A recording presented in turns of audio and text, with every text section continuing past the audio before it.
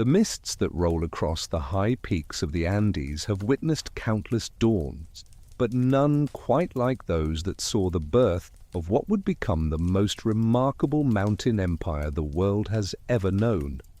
Long before the stones of mighty fortresses would crown impossible ridges, before golden ornaments would catch the light of ceremonial fires, before millions would bow to a single divine ruler. There were simply people moving through a landscape of extremes, searching for a place to call home. The story begins not with certainty, but with mystery, for the Incas emerged from the realm of myth into the light of history so gradually that no one can say precisely when one ended and the other began.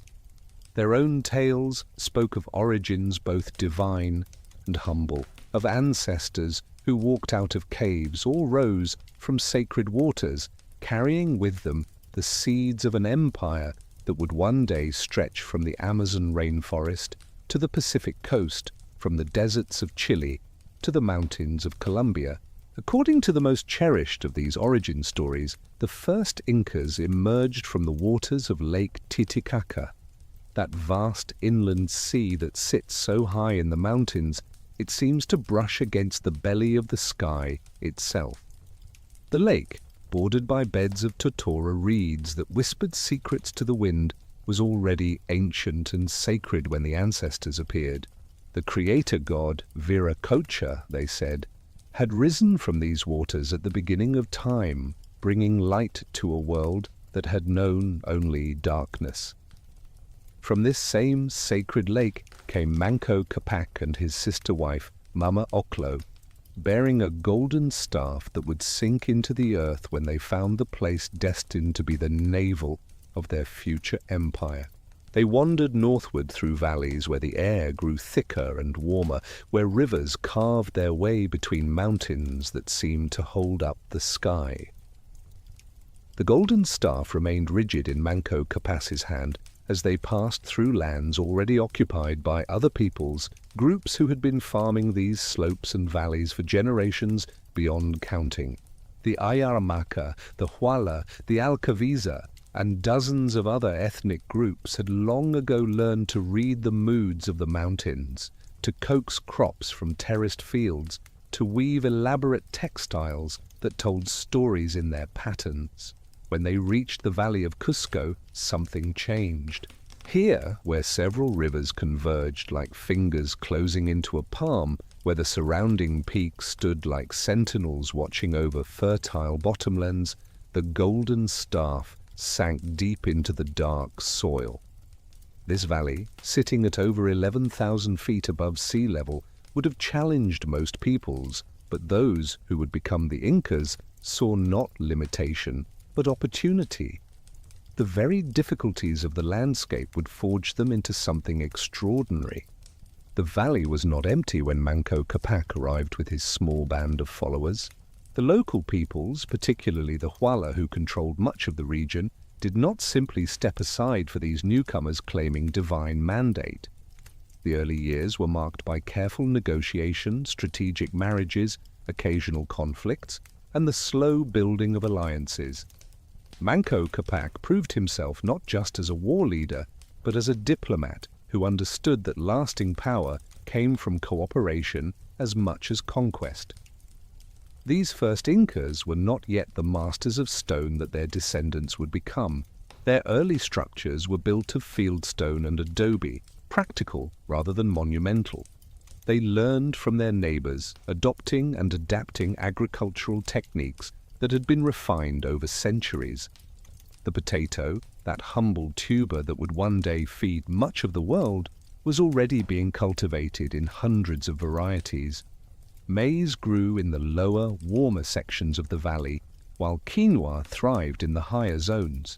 The Incas took these existing practices and began to systematize them, to experiment with new varieties, to expand the agricultural calendar through careful observation of celestial cycles. What set these early Incas apart was not any single innovation, but rather their remarkable ability to synthesize and improve upon what they learned from others. They possessed an organizational genius that would become their hallmark, a talent for taking disparate elements and weaving them into something greater than the sum of its parts.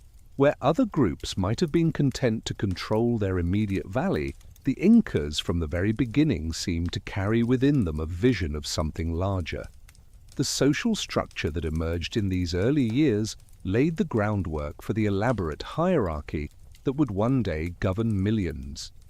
At its heart was the concept of the Ailu, a kinship group that traced its lineage to a common ancestor, often mythical, who was venerated as a protective spirit. These Ailas were not simply family units, but economic and religious corporations that controlled land, organized labor, and maintained their own ritual calendars. The genius of early Inca organization was in not destroying these existing structures, but in layering their own system on top, creating networks of reciprocal obligation that bound communities together while preserving local traditions. Manco Capac, whether historical figure or mythical archetype, established principles that would endure throughout Inca history. The concept of Aini, reciprocal labor exchange, meant that no family worked alone during planting or harvest. The practice of mita, a labor tax that required communities to contribute workers for public projects, began in these early days as a way to build irrigation channels and storage facilities that benefited everyone. These were not impositions from above, but agreements between equals, though as Inca power grew, the balance would shift. The religious life of early Cusco centered on the worship of huacas, sacred places or objects that served as conduits between the human and divine worlds.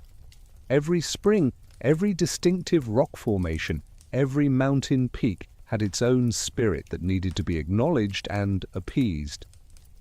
The Incas did not sweep away these local beliefs, but instead incorporated them into an ever-expanding pantheon.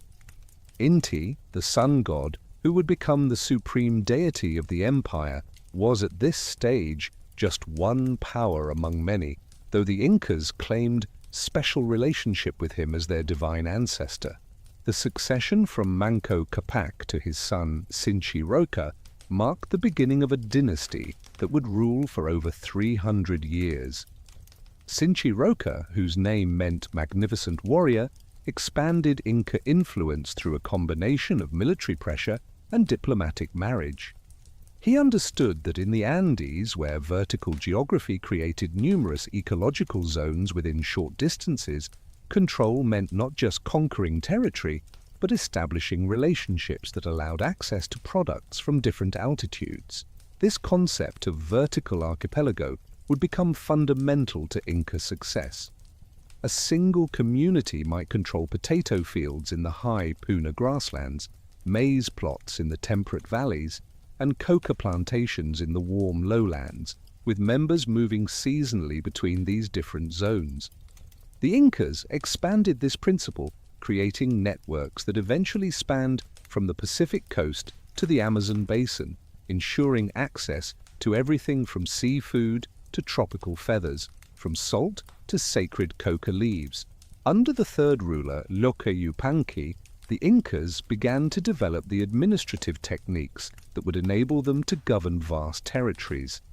He established the decimal system of organization that grouped families into units of 10, 50, 100, 500, 1,000, and 10,000, each with its own designated leader responsible for organizing labor and maintaining order.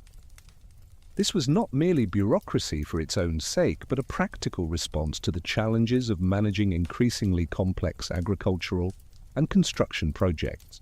The fourth ruler, Mata Capac, was remembered as a great warrior who extended Inca control throughout the Cusco Valley and began pushing into neighboring regions. Yet his military campaigns were always followed by incorporation rather than simple domination. Defeated peoples were not enslaved but brought into the Inca system, their gods added to the pantheon, their nobles given positions in the expanding administrative structure, their techniques and knowledge absorbed into the growing corpus of Inca civilization. By the reign of Capac Yupanqui, the fifth ruler, The Incas had transformed from a small ethnic group controlling a single valley into a regional power that neighboring peoples could no longer ignore. The settlement at Cusco had grown from a collection of simple structures around a central plaza into a planned city with distinct neighborhoods for different Alu groups, ceremonial spaces for religious festivals, and storage facilities that could sustain the population through poor harvests. The archaeological evidence from this period reveals a society in transition. Pottery styles show increasing standardization and technical sophistication. Metal working, particularly in bronze, allowed for more effective agricultural tools and weapons. Textile production, always important in Andean societies, reached new heights of complexity, with elaborate patterns that served not just decorative but communicative functions, encoding information about status, ethnic identity, and religious affiliation. What emerged during these first 2 centuries was not yet an empire, but something more like a confederation centered on Cusco, held together by a web of kinship ties, reciprocal obligations, religious ceremonies, and the growing prestige of the Inca rulers. The population of the valley increased steadily, supported by expanding agricultural terraces that crept up the mountainsides like giant stairs, by irrigation systems that captured and channeled every source of water, by storage facilities that provided insurance against the vagaries of mountain weather. The 6th ruler, Inca Roca, gave his name to the dynasty itself, suggesting a refounding or transformation of the royal line. Under his leadership, the Incas began to develop the architectural techniques that would become their signature.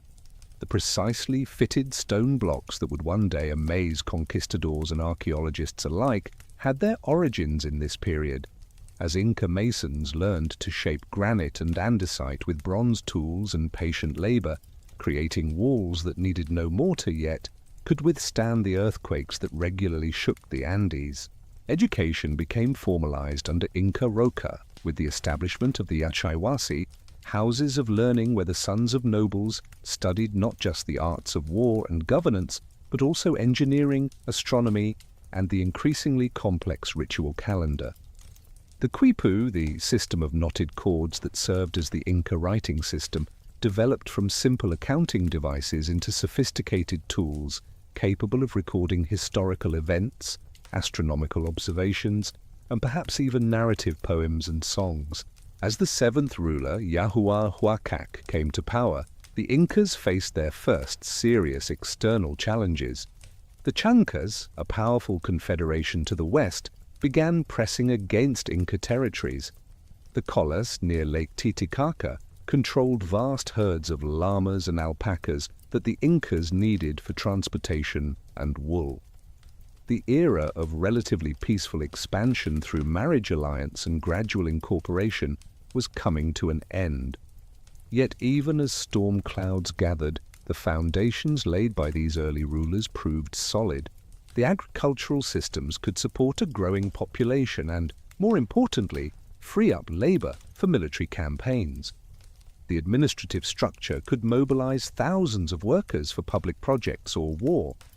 The religious ideology that portrayed the Inca ruler as the son of the sun provided divine justification for expansion. The practice of split inheritance, where a new ruler inherited political power but not the wealth of his predecessor, created pressure for each Inca to build his own fortune through conquest.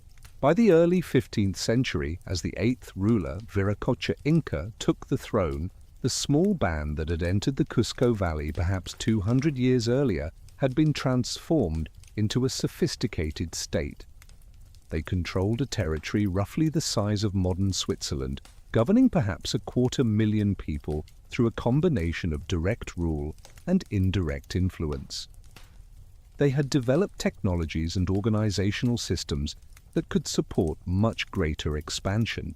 Most importantly, they had created an ideology that portrayed Inca rule not as foreign domination, but as the establishment of divine order, the bringing of civilization to those who lived in chaos. The great transformation was about to begin. The next ruler would not be content with controlling a few valleys around Cusco. He would reimagine what the Incas could become, setting in motion an expansion so rapid and so vast that within a single human lifetime, the Inca domain would grow from a regional kingdom to the largest empire in the Americas. But that explosion of conquest could not have happened without the patient building of these early rulers who created the tools, techniques, and ideology that would enable their successors to unite the Andes under a single rule. The year was 1438, and the very existence of the Inca state hung in the balance as Chanca warriors descended upon Cusco like a thunderstorm rolling down from the mountains.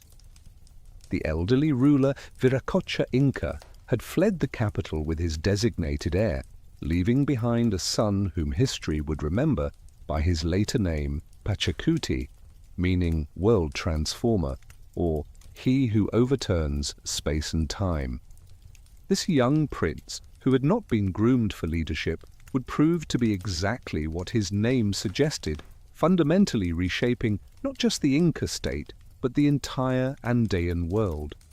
The Chancas came from the west, from the regions around modern Ayacucho, and they represented everything the Incas had feared for a generation. They were numerous, well-organized, and battle-hardened from their own campaigns of expansion. Their reputation preceded them as warriors who took no prisoners, who destroyed the huacas of conquered peoples, who sought not incorporation, but annihilation. As they approached Cusco, many of the city's inhabitants joined the ruler in flight, seeking refuge in fortified sites in the surrounding hills. But the young prince who would become Pachacuti refused to abandon the city his ancestors had built. With a small band of nobles who chose to stand with him, including his brothers and several generals who saw something extraordinary in this previously overlooked son, he organized the defense of Cusco. Legend says that in the desperate battle that followed, the very stones of the field rose up as warriors to fight alongside the Incas, a myth that perhaps remembered the participation of previously neutral ethnic groups who joined the Inca cause at the crucial moment. The victory over the Chancas was more than a military triumph. It was a psychological transformation that changed how the Incas saw themselves and their destiny. Pachacuti, now acclaimed as ruler despite not being the designated heir, understood that the old ways of gradual expansion and careful diplomacy were no longer sufficient. The Chanca threat had revealed both the vulnerability of the Inca state and the potential for rapid military expansion when properly organized and motivated. His first innovation was to professionalize the army in a way that had never been done before in the Andes.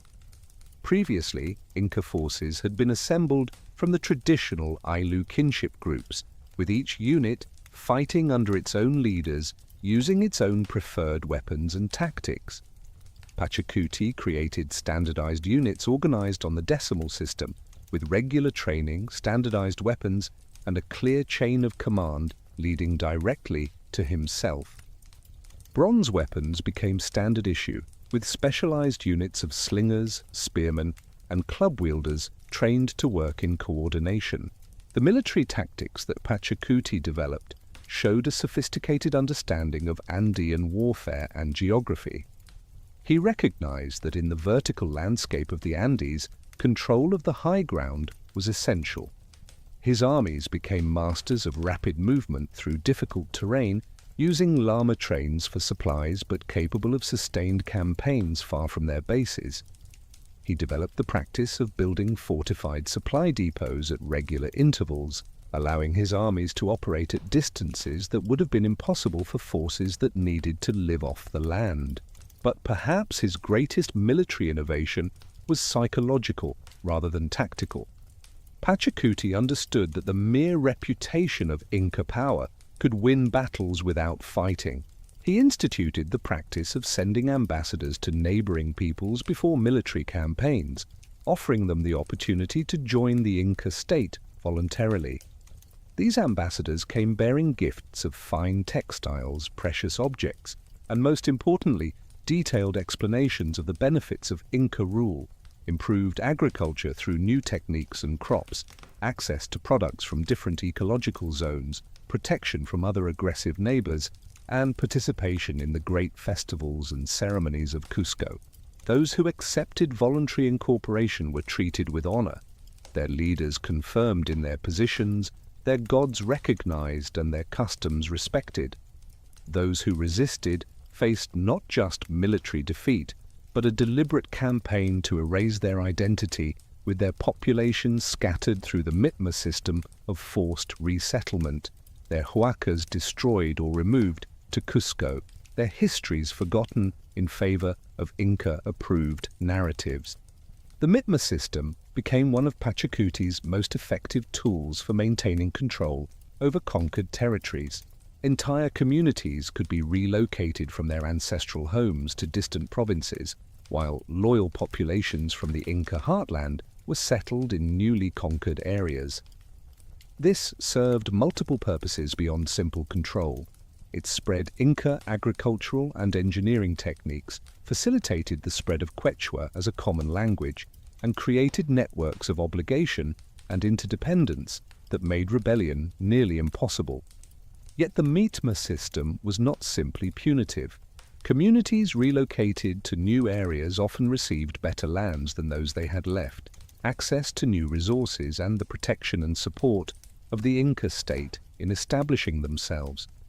Many groups eventually came to see their relocation as an elevation in status, a sign that they were trusted enough to serve as the representatives of Inca civilization in frontier regions. The expansion under Pachacuti began with the systematic conquest of the regions around Cusco, securing the heartland before pushing outward. To the south, he conquered the Colla and Lupaca kingdoms near Lake Titicaca, gaining control of vast herds of camelids and the symbolic power of the sacred lake from which the Incas claimed their origins. To the north, he pushed into the central highlands, conquering ethnic groups like the Huancas and Yauyos, who controlled strategic valleys and passes. Each conquest followed a similar pattern. First came diplomatic overtures, offering alliance and incorporation. If these were rejected, the Inca armies would appear in overwhelming force, using their superior organization and logistics to defeat local forces that might be brave and skilled but could not match the resources of an increasingly powerful state. After military victory came the real work of incorporation, surveying the land for agricultural potential, organizing the population according to the decimal system, establishing administrative centers, and beginning the construction of roads and storage facilities. The administrative genius of Pachacuti matched his military innovations. He divided the growing empire into 4 quarters, the Tawantinsuyu, with Cusco at the center as the symbolic navel of the world. Each quarter, or suyu, had its own administrative hierarchy, its own capital, and its own distinct identity within the larger whole. This quadripartite division reflected Andean concepts of cosmic order, with the empire itself becoming a mirror of the universe. Within each suyu, provinces were governed by officials known as Tokrikuk, meaning he who sees all, appointed directly by the Inca and responsible for implementing state policy. Below them, local ethnic leaders, the Curacas, maintained their traditional authority, but now within the framework of Inca administration. This dual system allowed the Incas to govern millions of people with a relatively small administrative apparatus, relying on existing power structures while ensuring loyalty through a combination of rewards and the ever-present threat of force. Pachacuti revolutionized the economic basis of the state through the expansion and systematization of the emitar labor tax. Every household owed a certain amount of labor to the state each year, but this was not arbitrary exploitation. The labor was used for projects that benefited everyone, building and maintaining roads, constructing agricultural terraces and irrigation systems, staffing the armies, and creating the monumental architecture that proclaimed Inca power. In return, the state provided security, disaster relief, and access to resources from across the ecological spectrum of the Andes. The storage system that Pachacuti developed was unprecedented in scale and sophistication. Massive coal casts, stone storehouses with sophisticated ventilation systems were built throughout the empire. These could store freeze-dried potatoes that would last for years, maize, textiles, weapons, and all the other goods needed to support armies on campaign, populations during famines, and the elaborate ceremonial life of the empire. The ability to mobilize and redistribute these resources gave the Inca state a power that no previous Andean polity had possessed. Architecture became a tool of imperial ideology under Pachacuti. He rebuilt Cusco as an imperial capital, transforming it from a modest regional center into a showcase of Inca power and sophistication. The city was laid out in the shape of a puma, with the fortress temple complex of Sacsayhuaman as its head. Massive stone blocks, some weighing over 100 tons, were shaped and fitted with such precision that no mortar was needed, creating structures that have survived earthquakes that toppled Spanish colonial buildings. The Coricancha, the golden temple dedicated to Inti, became the religious heart of the empire. Its walls were covered with sheets of gold, its courtyard contained life-sized golden sculptures of llamas and corn plants, and its inner sanctum housed the sacred images of the sun and moon. From this center, 41 sacred sight lines, or sekf, radiated out across the landscape, connecting hundreds of huacas in a sacred geography that united the natural and built environment into a single cosmological system. Pachacuti codified the religious system that would define the mature Inca Empire. While local deities and practices were tolerated and even incorporated, the worship of Inti was made supreme, with the Inca ruler as his son and primary representative on earth. The royal mummies, the molki of deceased rulers, were maintained as if alive, participating in ceremonies, owning property, and serving as intermediaries between the living and the divine. This cult of the royal ancestors created continuity across generations and justified the ever-expanding power of the royal lineage. The educational system was expanded and formalized under Pachacuti. The Yachaywasi in Cusco became a true imperial university, where the sons of conquered nobles were brought to learn Inca administration, religion, and culture. This served the dual purpose of creating a trained administrative class drawn from throughout the empire and holding these young nobles as comfortable hostages to ensure the loyalty of their families. The curriculum included not just practical subjects but also poetry, history, and the increasingly elaborate ceremonial protocols of the court. The Quipu system reached new levels of sophistication under Pachacuti's patronage. Master Quipuca Mayox, the keepers and readers of these knotted records, developed conventions that allowed for the recording of increasingly complex information. Different colors of thread, various types of knots, and the spacing between them could encode numerical data, calendrical information, and perhaps even historical narratives and songs. The fact that no two Quipus were identical suggests that each Quipuca Mayoc may have had their own conventions, making these devices as much aid memoirs as true writing systems. Pachacuti's son, Tupac Inca Yupanqui, proved to be a worthy successor even before his father's death. While Pachacuti remained in Cusco, supervising the reconstruction of the capital and the administration of the empire, Tupac Yupanqui led the armies on campaigns that pushed Inca control ever further from the heartland. Together, they formed a partnership that accelerated the pace of expansion beyond anything previously imaginable. The conquest of the Chimu kingdom on the northern coast of Peru demonstrated the evolving sophistication of Inca expansion. The Chimu controlled one of the most sophisticated civilizations in the Americas, with enormous adobe cities, complex irrigation systems that turned coastal deserts into gardens, and a tradition of metalworking that surpassed even the Incas. Rather than simply destroying this civilization, Tupac Yupanqui co-opted it, bringing Chimu artisans to Cusco, adopting their techniques, and incorporating their administrative systems into the Inca model. The expansion into Ecuador brought the Incas into contact with peoples who had never heard of Cusco or its divine rulers. The Cañari, the Quitu, and other northern peoples had their own long histories and were not impressed by claims of solar descent or civilizing missions. The conquest of these regions required not just military force but cultural flexibility, with the Incas adapting their message and methods to local conditions. Sacred mountains replaced the sun as the focus of imperial cult in some regions, while in others, the Incas portrayed themselves as restorers of ancient order rather than innovators. The logistical challenges of managing such rapid expansion pushed Inca organizational abilities to their limits.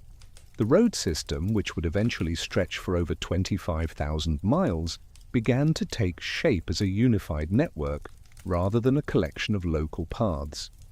Way stations were established at regular intervals, providing food and shelter for travelers on official business. The Chasqui messenger system allowed information to travel from the far corners of the empire to Cusco in a matter of days, with fresh runners stationed every few miles to maintain maximum speed.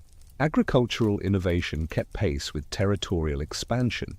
New crops were introduced to regions where they had been unknown, while local varieties were collected and distributed throughout the empire. Terracing projects transformed steep mountainsides into productive fields, while sophisticated irrigation systems brought water from distant sources to previously arid lands. The Incas became master ecological engineers, creating productive landscapes in environments that seemed impossible to farm. The social changes that accompanied this expansion were profound. Within a single generation, peoples who had known only local ethnic identities found themselves part of a vast multinational empire. Quechua spread as a lingua franca, though local languages persisted. Inca religious festivals became occasions for imperial display, with representatives from conquered peoples required to attend ceremonies in Cusco. The exchange of women between the Inca nobility and local elites created kinship networks that bound the empire together at the most intimate level. Yet for all the changes, Pachacuti and Tupac Yupanqui understood that successful empire building required respect for local traditions. The Inca genius lay not in imposing uniformity, but in creating unity within diversity. Local shrines remained active alongside imperial temples. Traditional textiles continued to be woven alongside Inca-style cloth. Local administrative systems persisted beneath the overlay of imperial bureaucracy. This flexibility, combined with military might and organizational sophistication, allowed the Incas to accomplish in 2 generations what had taken Rome centuries to achieve. By the time of Pachacuti's death around 1471, the transformation was complete. The Incas had evolved from a regional kingdom controlling a few valleys around Cusco to masters of an empire stretching from central Chile to southern Colombia. Millions of people speaking dozens of languages now acknowledged the supremacy of the Sapa Inca. The organizational and ideological framework was in place for continued expansion. Most remarkably, this had been achieved not through gradual evolution, but through the vision and energy of a single ruler who truly deserved his title of world transformer. The morning sun caught the precisely cut edges of granite blocks so perfectly fitted that even today, 5 centuries later, a knife blade cannot slip between them. These stones, shaped without iron tools, fitted without mortar, standing without steel reinforcement, represent one of humanity's greatest architectural achievements. The Incas built not just for their generation, but for eternity, creating structures that would outlast earthquakes, conquests, and the passage of centuries. Their engineering prowess transformed the hostile Andean landscape into a productive paradise, turning vertical cliff faces into hanging gardens and channeling wild mountain streams into sophisticated hydraulic networks that still function today. To understand how a civilization without wheels, without draft animals, stronger than llamas, without iron tools, and without written architectural plans could create such marvels requires abandoning modern assumptions about technological progress. The Incas developed solutions so elegant and so perfectly adapted to their environment that contemporary engineers study them for insights into sustainable construction and resource management. Every wall, every terrace, every canal represented accumulated knowledge passed down through generations of master builders who understood stone, water, and earth with an intimacy that modern technology has not replaced but merely supplemented. The foundation of Inca engineering excellence lay in their understanding of stone itself. In the quarries above Cusco and at sites throughout the empire, master stoneworkers could read the grain of granite and andesite like others might read a book. They knew where natural fractures lay, hidden beneath smooth surfaces, how temperature changes could be used to split massive blocks, how patient percussion with harder stones could shape curves and angles with mathematical precision. The tools were simple: bronze chisels, stone hammers, wooden wedges, and most importantly, time and patience. The process of shaping stones for the finest Inca walls required months or even years for a single block. Workers would first identify the natural bedding planes in the quarry using bronze tools and wooden wedges expanded with water to separate massive stones from the living rock.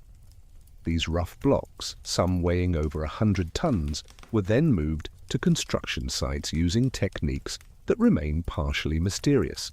Log rollers, earth ramps, and hundreds of workers pulling on rope cables made from twisted plant fibers certainly played a role. But the precise methods for moving the largest stones continue to inspire debate among archaeologists. Once at the construction site, the real artistry began. Master masons would study each stone like a sculptor studying marble, identifying its ideal position in the emerging wall. The Incas did not cut stones to uniform sizes and stack them like bricks. Instead, they created three-dimensional puzzles where each stone was individually shaped to fit perfectly with its neighbors. This polygonal masonry, with stones of irregular shapes interlocking in complex patterns, created walls that were not just beautiful but extraordinarily resistant to the earthquakes that regularly shake the Andes. The fitting process involved repeatedly placing stones against each other, marking high spots, removing the stone, carefully pecking away excess material, and trying again. This iterative process continued until the fit was so precise that the stones would hold together by friction alone, no mortar needed. The joints were so tight that they created walls that were essentially monolithic, flexing as single units during earthquakes rather than collapsing. Spanish chronicles tell of colonial buildings falling, while Inca foundations and walls remained standing, a pattern that continues in modern seismic events. Different construction techniques served different purposes. The finest polygonal masonry was reserved for the most important temples and palaces where the labor investment could be justified by religious and political significance. Coursed masonry, with stones cut to more regular shapes and laid in horizontal rows, was used for important but less sacred structures. Perca, fieldstone construction with mortar, served for agricultural terraces and common buildings. This hierarchy of construction techniques reflected not just practical considerations, but also the Inca understanding that architecture was a language communicating power, sanctity, and social order. The agricultural terraces, or andines, that cascade down Andean mountainsides represent perhaps the most widespread and impactful of Inca engineering achievements. These were not simple retaining walls, but sophisticated systems that created microclimates, managed water, prevented erosion, and turned slopes too steep for conventional farming into productive agricultural land. A typical terrace system began with a foundation of large stones, followed by layers of increasingly fine material: gravel for drainage, sand for filtration, and finally, rich topsoil often carried from distant valley floors. The terraces at Moray, with their concentric circular depressions descending into the earth, reveal the experimental nature of Inca agriculture. Each level, with its slightly different temperature and moisture conditions, created a different microclimate. Modern measurements show temperature differences of up to 15 degrees Celsius between the top and bottom terraces, allowing the Incas to simulate conditions from across their empire in a single location. This agricultural laboratory enabled them to develop crop varieties adapted to different altitudes and climates, contributing to the agricultural diversity that sustained millions. Water management in the Andes presented unique challenges that the Incas met with remarkable ingenuity. Mountain streams that rage during the rainy season and disappear during drought required careful management. The Incas constructed elaborate canal systems that captured water from high mountain sources, sometimes bringing it dozens of miles through carved stone channels that maintained precise gradients. These aqueducts crossed valleys on elevated stone bridges, passed through mountains in tunnels carved through solid rock, and distributed water through urban areas in fountains that combined practical function with artistic beauty. The fountains of Machu Picchu exemplify this marriage of engineering and aesthetics. 16 fountains descend through the city in a carefully planned sequence, each fed by a canal system that brings water from springs on the mountain above. The first fountain, reserved for the Inca ruler, received the purest water, with each subsequent fountain serving people of decreasing status. The system was designed with such precision that it continues to function today, more than 500 years after its construction, requiring only minimal maintenance to clear accumulated sediment. The Incas understood hydraulics at a sophisticated level, creating pressurized water systems, overflow channels, and settling basins that prevented erosion while ensuring steady water flow. At Tipon, near Cusco, they constructed what may be the finest example of hydraulic engineering in the ancient Americas. Water drops precisely from terrace to terrace through carved stone channels, creating a symphony of falling water that combines visual beauty with practical irrigation. The main canal includes a sharp right angle that modern engineers initially thought would create destructive turbulence, but the Incas had carved a slight depression at the turn that creates a hydraulic cushion, smoothly redirecting the flow. Storage of agricultural products required protecting them from moisture, temperature fluctuations, and pests. The kolkhoz, circular or rectangular storehouses built throughout the empire, incorporated sophisticated design features that created ideal storage conditions. Built on hillsides to take advantage of cool, dry winds, these structures had drainage channels beneath their floors, ventilation systems that could be adjusted seasonally, and interior arrangements that separated different types of products. Potatoes could be freeze-dried into chuño using the natural temperature variations of high-altitude locations, creating a preserved food that would last for years. The road system that united the empire, the Capacñan, required engineering solutions for every imaginable terrain. In flat areas, roads were straight causeways raised above the surrounding land to prevent flooding. In mountains, they became narrow paths carved into cliff faces or ascending slopes in long switchbacks that maintained manageable gradients for loaded llamas. In swamps, the Incas built floating roads on foundations of reeds and logs. In deserts, they marked routes with piles of stones and built way stations near rare water sources. Bridges presented special challenges in a landscape carved by deep gorges and raging rivers. The Incas became masters of suspension bridge construction, weaving cables as thick as a human torso from twisted grass or plant fibers. These cables, anchored to stone abutments on either side of a gorge, could span distances of over 150 feet. The bridges required annual maintenance, with local communities responsible for replacing the organic cables before they weakened. The last of these traditional bridges at Quechua is still rebuilt annually using techniques passed down through generations. In places where suspension bridges were impractical, the Incas developed other solutions. Pontoon bridges made from totora reed boats lashed together crossed lakes and calm rivers. Stone bridges with corbelled arches spanned smaller streams. In some locations, arroyas, basket-like containers suspended from cables, carried people and goods across gorges. Each solution was perfectly adapted to its specific location, using local materials and techniques suited to local conditions. The construction of Machu Picchu demonstrates the full range of Inca engineering capabilities. Built on a narrow ridge between two peaks, surrounded by precipitous drops, the site presented extraordinary challenges. The Incas first had to create stable foundations on the steep slopes, which they did by constructing deep foundations and drainage systems that have prevented landslides despite centuries of heavy rainfall. They then brought massive stones up the mountain, shaped them with perfect precision, and assembled them into structures that seemed to grow organically from the mountain itself. The urban planning of Machu Picchu reveals sophisticated understanding of solar orientation, water management, and social organization. The city is divided into discrete sectors for agriculture, urban dwelling, and religious ceremony, with the famous Intihuatana stone serving as a precise astronomical observatory.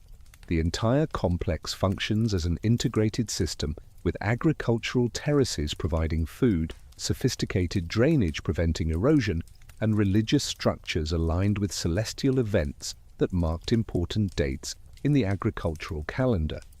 The metallurgical achievements of the Incas, while perhaps less visible than their stone monuments, were equally impressive. They developed techniques for working gold, silver, copper, and most importantly, bronze, with a high tin content that made superior tools and weapons.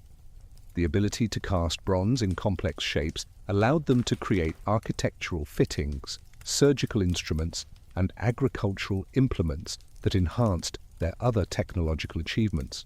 Gold and silver, while used primarily for religious and ornamental purposes, were worked with techniques including casting, hammering, repoussé, and depletion gilding that created objects of extraordinary beauty. The quipu system represented a different kind of engineering, the encoding of information in three-dimensional space. These devices, made from colored cords with various types of knots at specific intervals, could record numerical data with perfect accuracy.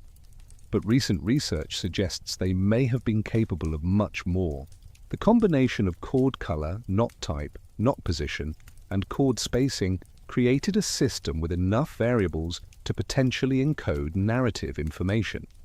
Some scholars believe quipus may have recorded historical chronicles, poems, and even legal codes, though the ability to fully read these complex quipus died with the last Quipuca Mayox. The Incas also engineered society itself, creating systems of labor organization that allowed them to mobilize thousands of workers for construction projects while maintaining agricultural production.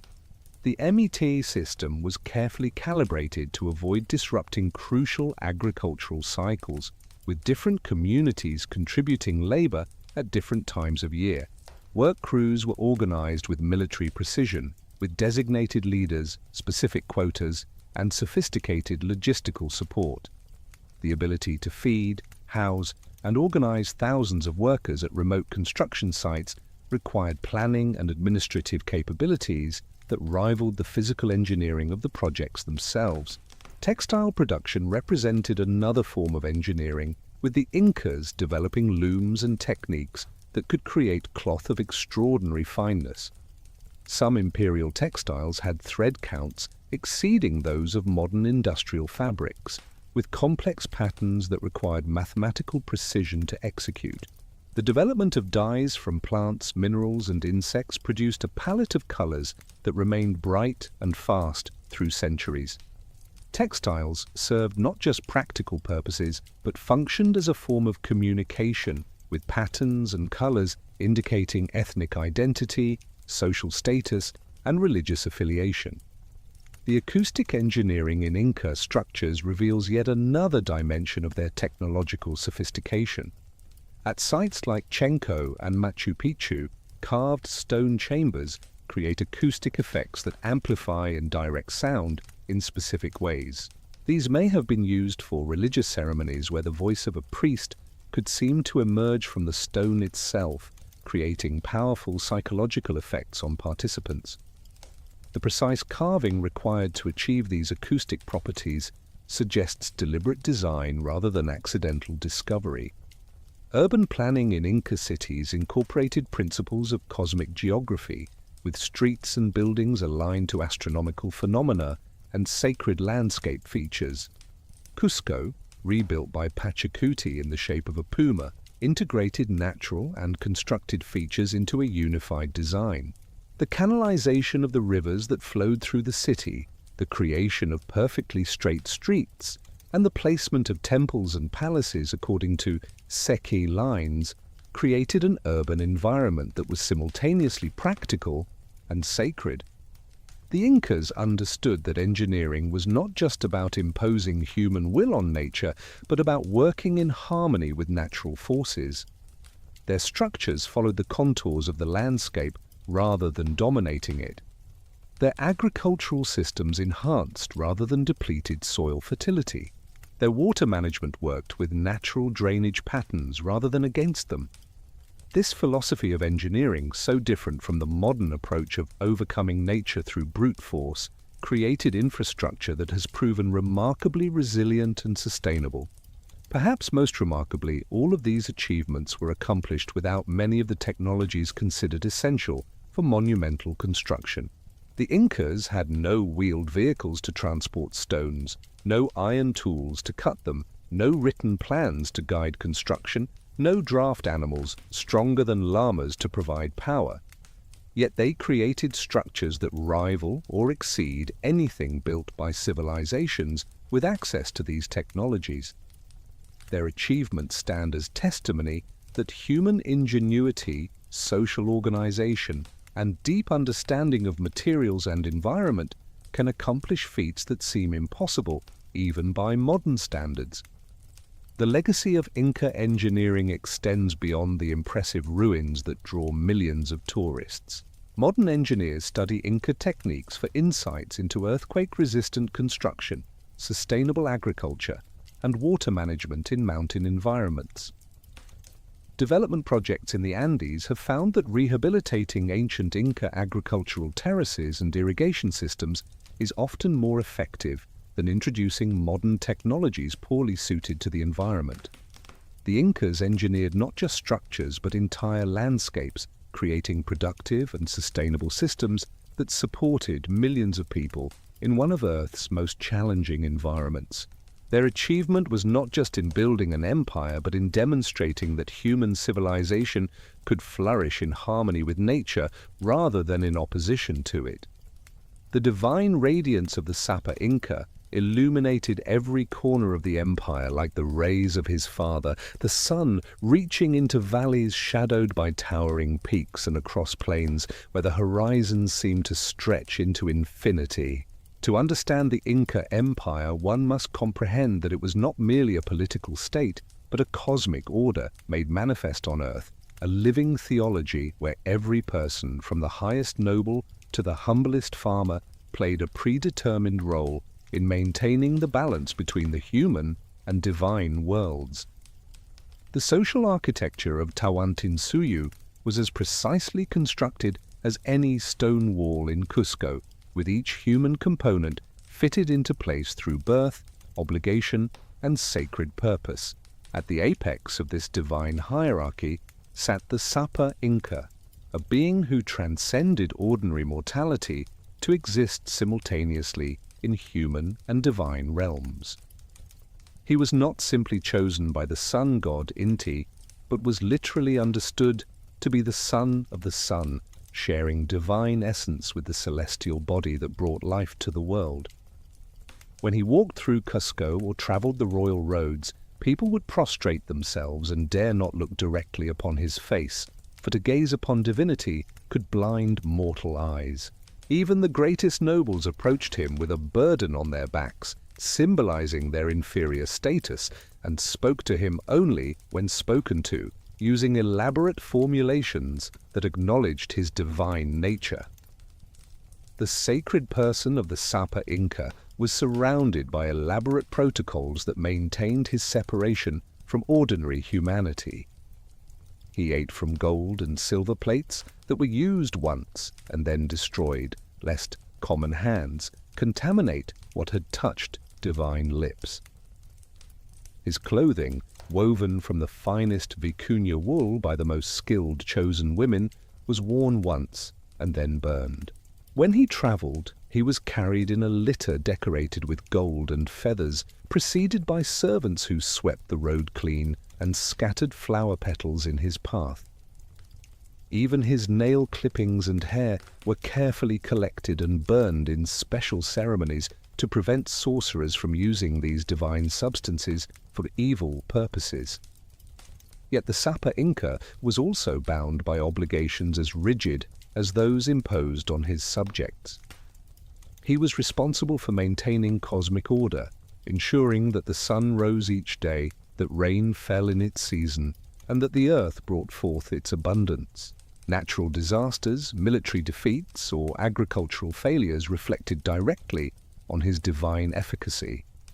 He had to participate in endless ceremonies, observe strict ritual protocols, and manage the complex relationships between the human and divine worlds.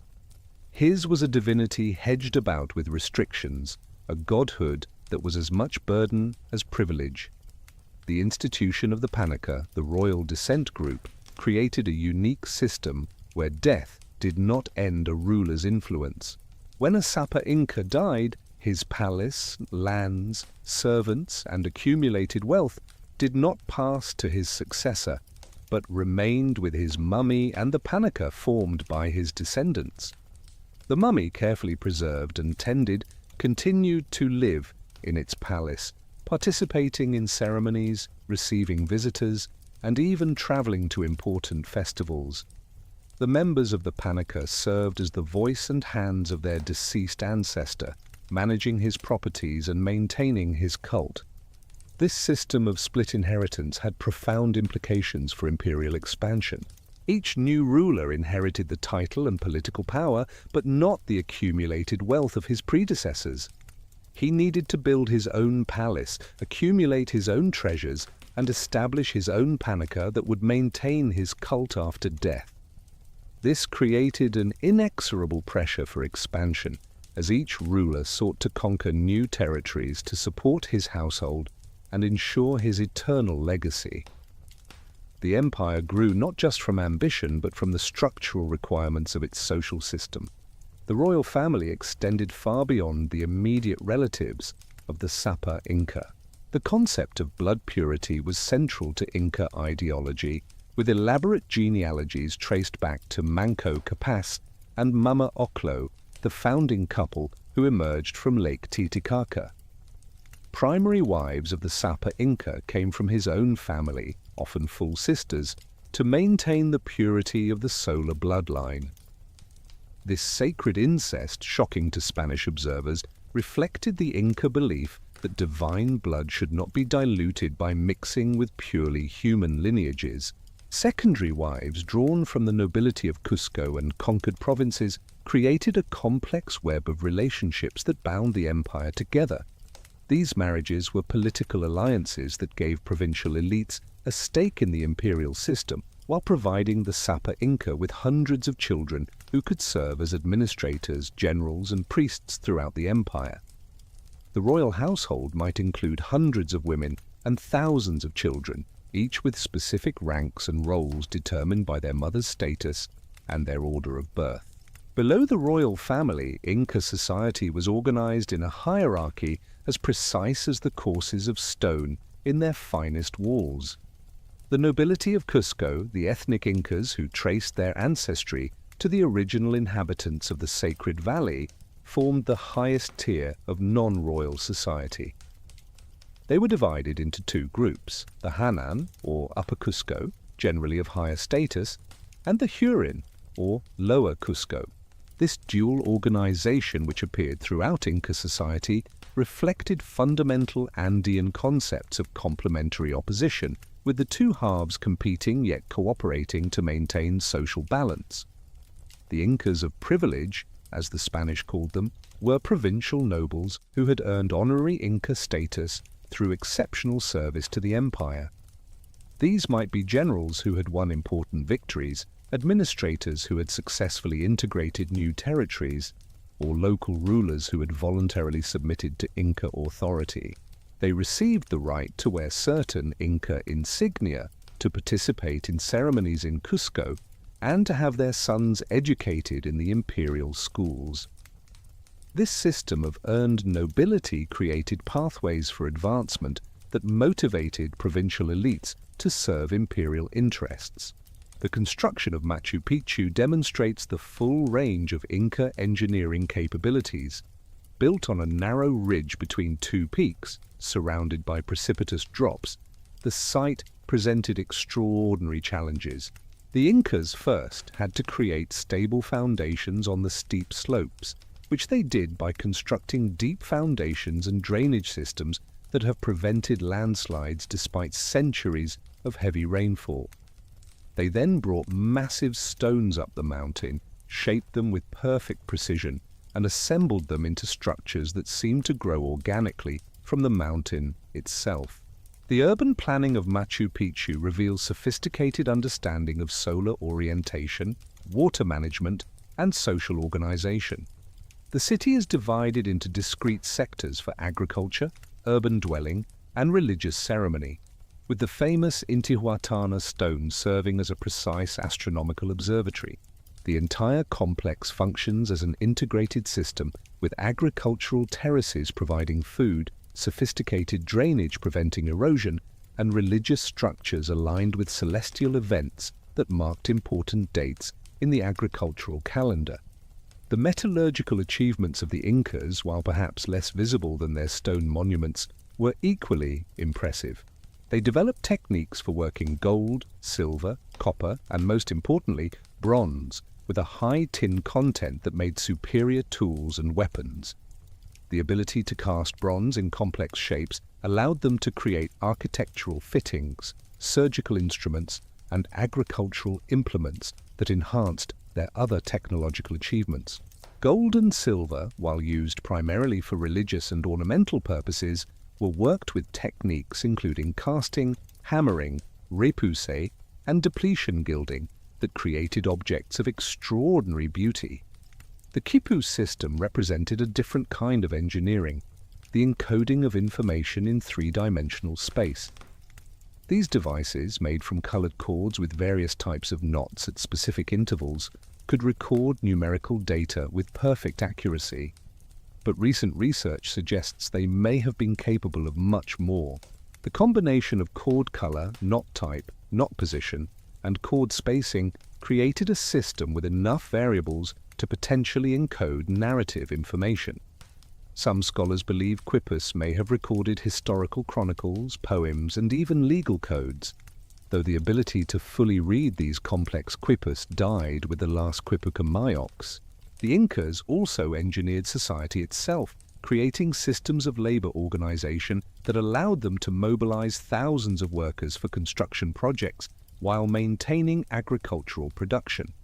The MET system was carefully calibrated to avoid disrupting crucial agricultural cycles, with different communities contributing labor at different times of year. Work crews were organized with military precision, with designated leaders, specific quotas, and sophisticated logistical support.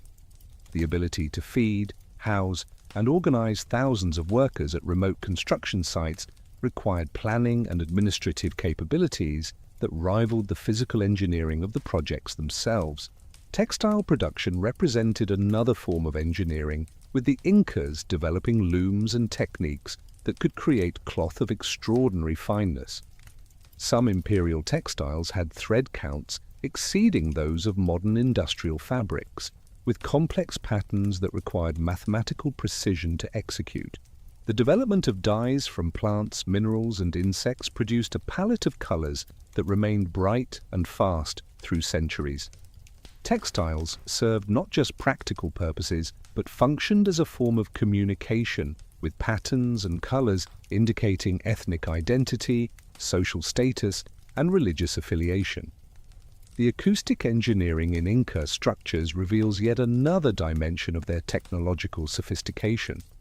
At sites like Chenco and Machu Picchu, carved stone chambers create acoustic effects that amplify and direct sound in specific ways.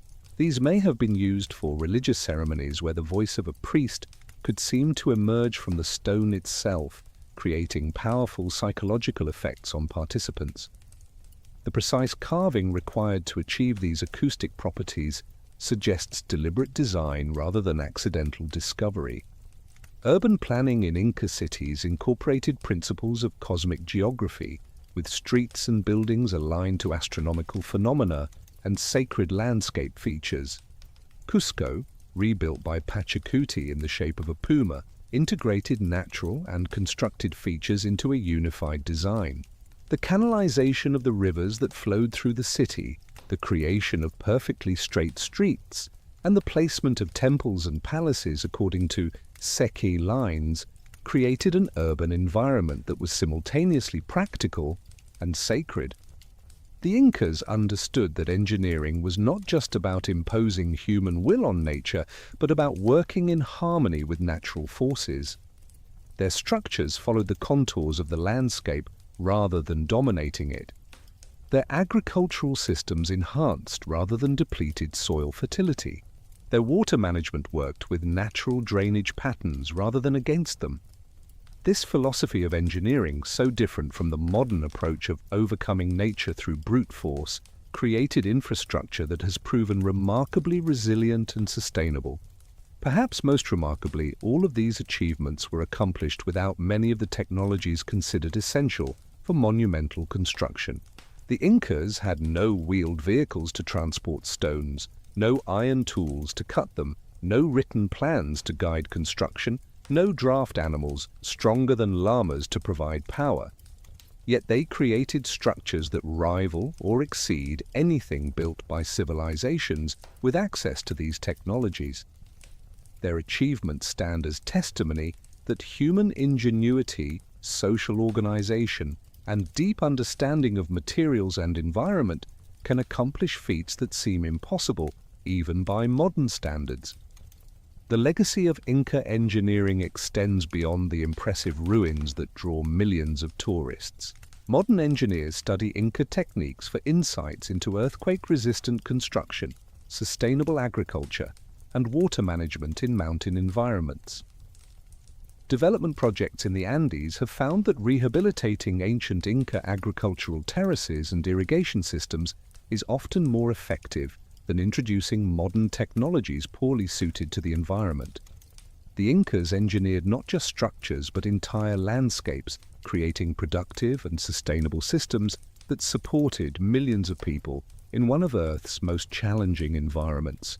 Their achievement was not just in building an empire, but in demonstrating that human civilization could flourish in harmony with nature rather than in opposition to it. The divine radiance of the Sapa Inca illuminated every corner of the empire like the rays of his father, the sun reaching into valleys shadowed by towering peaks and across plains where the horizons seemed to stretch into infinity.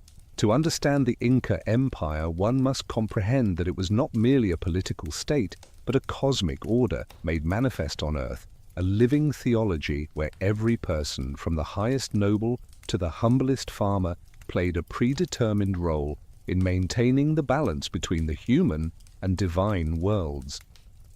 The social architecture of Tawantinsuyu was as precisely constructed as any stone wall in Cusco, with each human component fitted into place through birth, obligation, and sacred purpose. At the apex of this divine hierarchy sat the Sapa Inca, a being who transcended ordinary mortality to exist simultaneously in human and divine realms. He was not simply chosen by the sun god Inti, but was literally understood to be the son of the sun, sharing divine essence with the celestial body that brought life to the world. When he walked through Cusco or traveled the royal roads, people would prostrate themselves and dare not look directly upon his face, for to gaze upon divinity could blind mortal eyes. Even the greatest nobles approached him with a burden on their backs, symbolizing their inferior status, and spoke to him only when spoken to, using elaborate formulations that acknowledged his divine nature. The sacred person of the Sapa Inca was surrounded by elaborate protocols that maintained his separation from ordinary humanity. He ate from gold and silver plates that were used once and then destroyed, lest common hands contaminate what had touched divine lips. His clothing, woven from the finest vicuña wool by the most skilled chosen women, was worn once and then burned. When he travelled, he was carried in a litter decorated with gold and feathers, preceded by servants who swept the road clean and scattered flower petals in his path. Even his nail clippings and hair were carefully collected and burned in special ceremonies to prevent sorcerers from using these divine substances for evil purposes. Yet the Sapa Inca was also bound by obligations as rigid as those imposed on his subjects. He was responsible for maintaining cosmic order, ensuring that the sun rose each day, that rain fell in its season, and that the earth brought forth its abundance. Natural disasters, military defeats, or agricultural failures reflected directly on his divine efficacy. He had to participate in endless ceremonies, observe strict ritual protocols, and manage the complex relationships between the human and divine worlds. His was a divinity hedged about with restrictions, a godhood that was as much burden as privilege. The institution of the Panica, the royal descent group, created a unique system where death did not end a ruler's influence. When a Sapa Inca died, his palace, lands, servants, and accumulated wealth did not pass to his successor, but remained with his mummy and the Panica formed by his descendants. The mummy, carefully preserved and tended, continued to live in its palace, participating in ceremonies, receiving visitors, and even traveling to important festivals. The members of the Panica served as the voice and hands of their deceased ancestor, managing his properties and maintaining his cult. This system of split inheritance had profound implications for imperial expansion. Each new ruler inherited the title and political power, but not the accumulated wealth of his predecessors. He needed to build his own palace, accumulate his own treasures, and establish his own Panica that would maintain his cult after death. This created an inexorable pressure for expansion, as each ruler sought to conquer new territories to support his household and ensure his eternal legacy. The empire grew not just from ambition, but from the structural requirements of its social system. The royal family extended far beyond the immediate relatives of the Sapa Inca. The concept of blood purity was central to Inca ideology, with elaborate genealogies traced back to Manco Capac and Mama Oclo, the founding couple who emerged from Lake Titicaca. Primary wives of the Sapa Inca came from his own family, often full sisters, to maintain the purity of the solar bloodline. This sacred incest, shocking to Spanish observers, reflected the Inca belief that divine blood should not be diluted by mixing with purely human lineages. Secondary wives, drawn from the nobility of Cusco and conquered provinces, created a complex web of relationships that bound the empire together. These marriages were political alliances that gave provincial elites a stake in the imperial system, while providing the Sapa Inca with hundreds of children who could serve as administrators, generals, and priests throughout the empire. The royal household might include hundreds of women and thousands of children, each with specific ranks and roles determined by their mother's status and their order of birth. Below the royal family, Inca society was organized in a hierarchy as precise as the courses of stone in their finest walls. The nobility of Cusco, the ethnic Incas who traced their ancestry to the original inhabitants of the Sacred Valley, formed the highest tier of non-royal society. They were divided into two groups, the Hanan, or Upper Cusco, generally of higher status, and the Hurin, or Lower Cusco. This dual organization, which appeared throughout Inca society, reflected fundamental Andean concepts of complementary opposition, with the two halves competing yet cooperating to maintain social balance. The Incas of privilege, as the Spanish called them, were provincial nobles who had earned honorary Inca status through exceptional service to the empire. These might be generals who had won important victories, administrators who had successfully integrated new territories, or local rulers who had voluntarily submitted to Inca authority. They received the right to wear certain Inca insignia, to participate in ceremonies in Cusco, and to have their sons educated in the imperial schools. This system of earned nobility created pathways for advancement that motivated provincial elites to serve imperial interests. The cuartas, hereditary leaders of ethnic groups incorporated into the empire, formed the crucial middle layer of administration. These local nobles maintained their traditional authority, but now exercised it within the framework of Inca administration. They were responsible for organizing labor tribute, collecting goods for state warehouses, and maintaining order in their communities.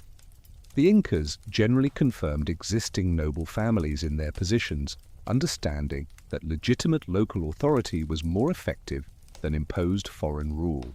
The education of noble youth was centralized in Cusco at the Yachayhuasi, the House of Learning. Here, the sons of Inca nobles and provincial elites studied together for 4 years under the tutelage of amautas, wise men who served as the intellectual class of the empire.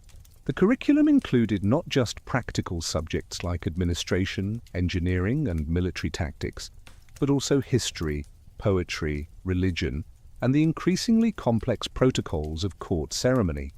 Students learned to use quipus, to speak pure Cusco Quechua, and to understand the elaborate calendar of religious festivals. The graduation ceremony from the Yachayhuasi, the Huarachiqui, was the elaborate ritual that marked the transformation from boys to men, from students to administrators of empire. The candidates underwent tests of physical endurance, military skill, and intellectual achievement. They fasted, participated in mock battles, and demonstrated their mastery of Inca knowledge.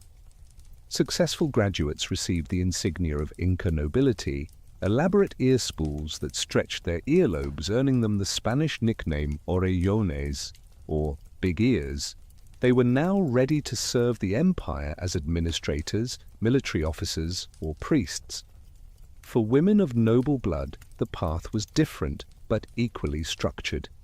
The most beautiful and talented girls were selected as asela, chosen women, and brought to special institutions called akalawasi. Here they learned the arts of weaving, cooking, and brewing the sacred corn beer, chicha. They studied religious rituals and songs. The finest weavers among them created the elaborate textiles worn by the Sapa Inca and used in religious ceremonies. These kumpi cloth garments were so fine that the Spanish compared them to silk, though they were made entirely from cotton and camelid fibers. The fate of the chosen women varied according to their beauty, skills, and political considerations. Some became wives or concubines of the Sapa Inca, or were given as wives to nobles and successful generals. Others became mamacona, virgin priestesses who served in temples throughout the empire, maintaining the sacred fires, preparing offerings, and participating in religious ceremonies. The most sacred of these women served in the Coricancha in Cusco, or on the island of the Sun in Lake Titicaca, living lives of cloistered devotion to the gods. Below the nobility, the vast majority of the population consisted of hatun runa, the common people who formed the productive base of the empire. These were primarily farmers, organized in their traditional Ailu kinship groups who worked lands assigned to them by the state. The Ainu, which might consist of several hundred to several thousand people claiming descent from a common ancestor, was the fundamental unit of Andean social organization. It controlled land collectively, organized reciprocal labor exchange, and maintained its own religious traditions alongside the state cult. The land in each community was divided into three categories: lands of the sun, whose produce supported religious ceremonies and the priesthood; lands of the Inca, which supported the state apparatus and filled the storehouses; and lands of the community, which fed the local population. This division was not necessarily equal, varying according to local conditions and population density. Community members worked all three categories of land collectively, with the lands of the sun tilled first, then those of the Inca, and finally their own, ensuring that religious and state obligations were met before personal needs. The Ainu system incorporated complex rules of reciprocity that ensured no family faced labor shortages during crucial agricultural periods. The principle of Aini meant that labor given must be returned in equal measure, creating networks of mutual obligation that could be activated when needed. Minga, communal work for community benefit, brought everyone together for projects like cleaning irrigation channels or building homes for newlyweds. These reciprocal relationships created social insurance against illness, injury, or death of household members. Marriage within the Ainu followed strict rules that maintained social cohesion while preventing incest. Young people could express preferences, but marriages required approval from Ainu leaders and were celebrated with elaborate ceremonies that reinforced community bonds. A married couple received land from the Ainu holdings and a new house built through communal labor. They were now full adult members of the community with rights to resources and obligations to provide labor and participate in religious ceremonies. The decimal administrative system imposed by the state created a parallel structure that overlay the traditional Ainu organization. Every 10 households had a leader responsible for organizing their labor and reporting to the leader of 50 households, who reported to the leader of 100, and so on, up to the leader of 10,000 households, who reported directly to provincial governors. This system allowed the state to mobilize precise numbers of workers for specific projects while maintaining local organization and leadership. The mita labor obligation was the cornerstone of the imperial economy. Every household owed a certain amount of labor to the state each year, calculated according to the size and prosperity of their Ainu. This was not slavery or even serfdom as understood in European terms. Workers maintained their identity as members of their home communities, were fed and housed by the state during their service, and returned home after completing their obligations. The labor might involve agricultural work on state lands, construction projects, military service, or specialized crafts like weaving or metalworking. Some individuals were removed from the Ainu system entirely to serve specialized roles. The Yanakona were retainers who served the nobility directly, having been separated from their Ailus often as a mark of special favor rather than punishment. They might serve as personal attendants, craftsmen, or agricultural workers on royal estates. Their status was hereditary, and some Yanakona accumulated significant wealth and influence through their proximity to power. They existed outside the normal reciprocal relationships of Ainu society, dependent entirely on their noble patrons. The Kamayok were specialists who possessed particular skills valuable to the state. These might be master weavers, metal workers, bridge builders, or quipu keepers. They were exempt from regular mita obligations, instead practicing their specialties full-time for the benefit of the state. Their knowledge was often hereditary, passed from father to son or mother to daughter through apprenticeship systems that preserved technical knowledge across generations. The most skilled Kamayok might be brought to Cusco to work on imperial projects or to train others in their specialties. Religious specialists formed another distinct social category. The priesthood was hierarchically organized, with the Wilak Umu, usually a close relative of the Sapa Inca, serving as high priest. Below him, priests served in temples throughout the empire, conducting daily rituals, interpreting omens, and maintaining the ceremonial calendar. Local religious practitioners, including diviners, healers, and keepers of Huaca shrines, continued their traditional roles while being incorporated into the imperial religious system.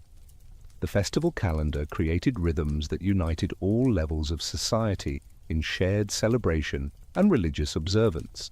Inti Raymi, the festival of the sun at the winter solstice, brought representatives from throughout the empire to Cusco for elaborate ceremonies that reaffirmed the cosmic order. Capacocha ceremonies involving processions of chosen children from the provinces to Cusco and back to be sacrificed on sacred mountains created spiritual connections between the center and periphery of the empire. These festivals were not mere religious observations, but total social events involving feasting, dancing, drinking, and the reaffirmation of social bonds. The market system, though less developed than in Mesoamerica, provided another venue for social interaction across class lines. The Incas did not use currency, but barter markets allowed the exchange of products from different ecological zones. A farmer from the highlands might trade freeze-dried potatoes for coca leaves from the tropical lowlands, dried fish from the coast, or pottery from specialized production centers. These markets, held on scheduled days in designated locations, were supervised by state officials who ensured fair exchange and collected taxes on certain transactions. The legal system reflected the hierarchical nature of society, with different punishments for the same crime depending on the social status of both perpetrator and victim. Crimes against the state or religion, such as damaging a huaca or insulting the Sapa Inca, brought death regardless of social status. Theft, adultery, and murder were also severely punished, often with death, though nobles might receive lighter sentences than commoners. Local disputes were handled by Ayllu leaders according to traditional customs, with only serious crimes or disputes between Ayllus reaching imperial courts. Social mobility, while limited, was not impossible. Military service provided the clearest path to advancement, with successful warriors potentially earning honor, wealth, and even honorary noble status. Administrative competence could also lead to promotion within the decimal hierarchy. Exceptional craft skills might result in elevation to Kamayok status. Beautiful women selected as Akla could rise to positions of significant influence as wives of nobles or priestesses in important temples.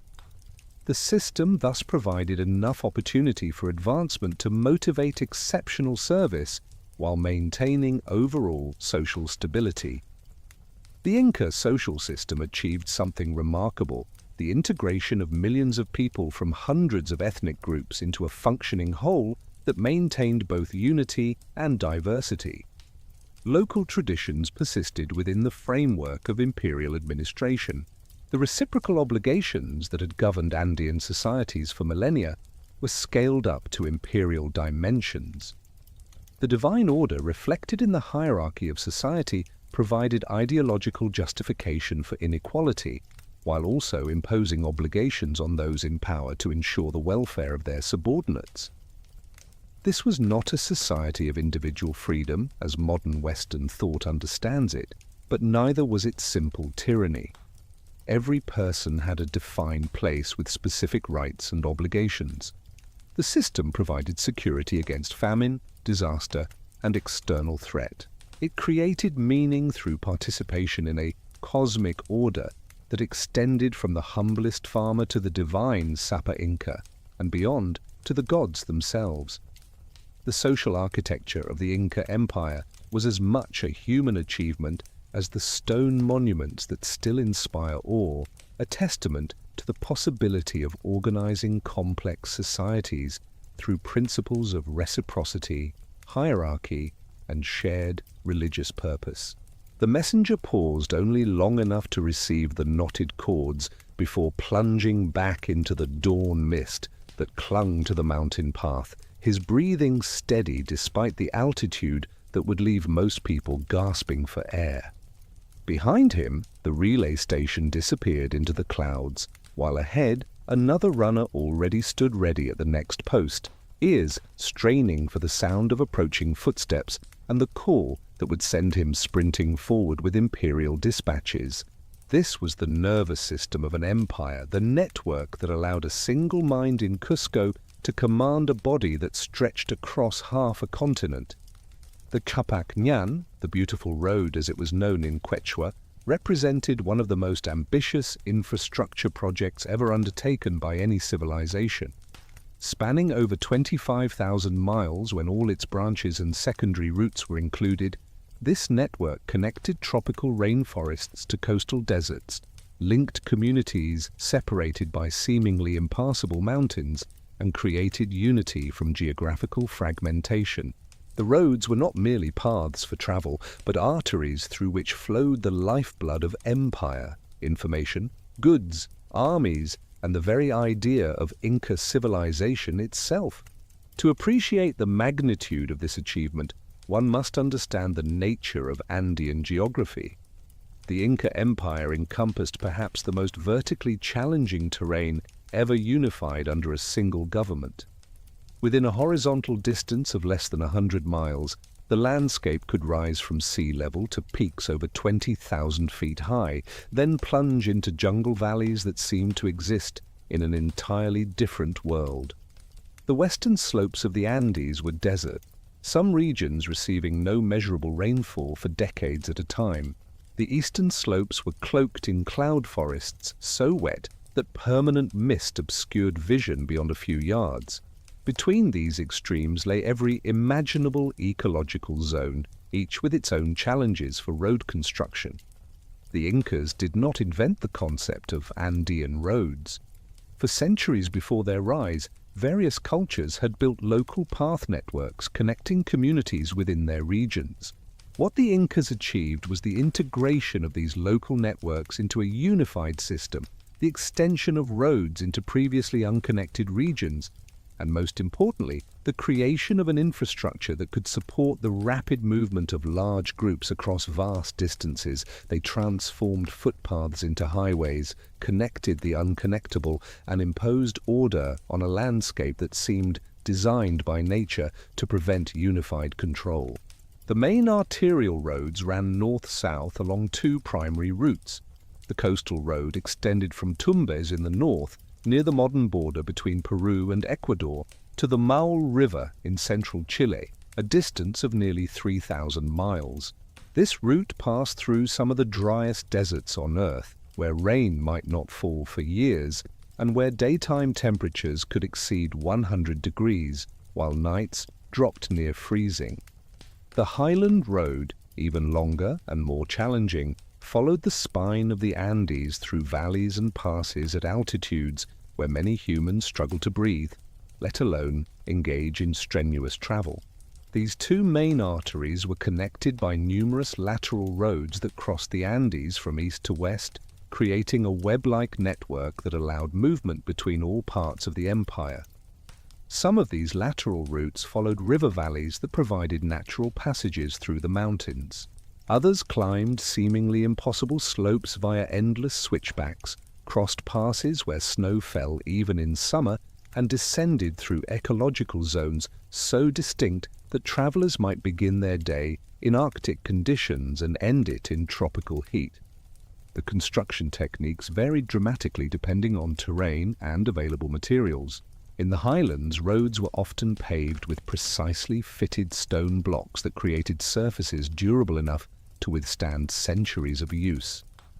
These paved sections required enormous labor investment, with workers quarrying stone, shaping blocks, and fitting them together with the same precision used in architectural construction. The surfaces were cambered to shed water with drainage channels on either side to prevent erosion during the torrential rains of the wet season. In areas of steep slope, the Incas carved roads directly from living rock, creating paths that seemed to grow from the mountains themselves. Steps were cut into near vertical faces, with some stairways containing hundreds of continuous steps that challenged even the fit young runners of the chasqui service. These sections often included stone balustrades on the downhill side, providing psychological, if not always practical, protection against the devastating falls that threatened careless travelers. Desert roads presented different challenges. Here, the problem was not cutting through rock, but preventing sand from obliterating the path. The Incas marked routes with lines of stones, built low walls to prevent drifting sand from covering the road, and in some cases created elevated causeways that stood above the shifting dunes. Where the coastal road passed through populated valleys, it might expand to 50 feet or more in width, accommodating the heavy traffic that moved between major administrative centers. In swampy areas, particularly in the northern parts of the empire where tropical conditions created seasonal flooding, the Incas built elevated causeways supported by wooden pilings or earthen embankments. These raised roads might stretch for miles across wetlands, requiring constant maintenance to prevent decay of organic materials and erosion of earthworks. Stone-lined drainage channels allowed water to flow beneath the roadbed without undermining its stability. The bridges that carried roads across the countless rivers and gorges of the Andes represented perhaps the most dramatic engineering achievements of the entire system. The famous rope suspension bridges, woven from grass or other plant fibers, could span distances that seemed impossible for organic materials to cross. The largest of these bridges, crossing the Apurimac River, stretched over 150 feet across a gorge so deep that the river below looked like a silver thread. Construction of these suspension bridges required community cooperation and specialized knowledge passed down through generations. The main cables, sometimes as thick as a human torso, were woven from thousands of smaller cords twisted together with techniques that distributed load evenly across all fibers. These cables were anchored to stone abutments built on either side of the gorge, massive constructions that had to withstand the enormous tensile forces generated by the bridge's weight and its traffic. The bridge deck consisted of wooden planks or woven mats laid across smaller cables that hung from the main suspension cables. Side rails, also made of rope, provided handholds for nervous travelers, though they offered more psychological than physical security. The entire structure would sway alarmingly in the wind, and crossing required courage as well as balance. Yet these bridges carried not just individual travelers, but entire armies, llama caravans, and even the litter of the Sapa Inca himself.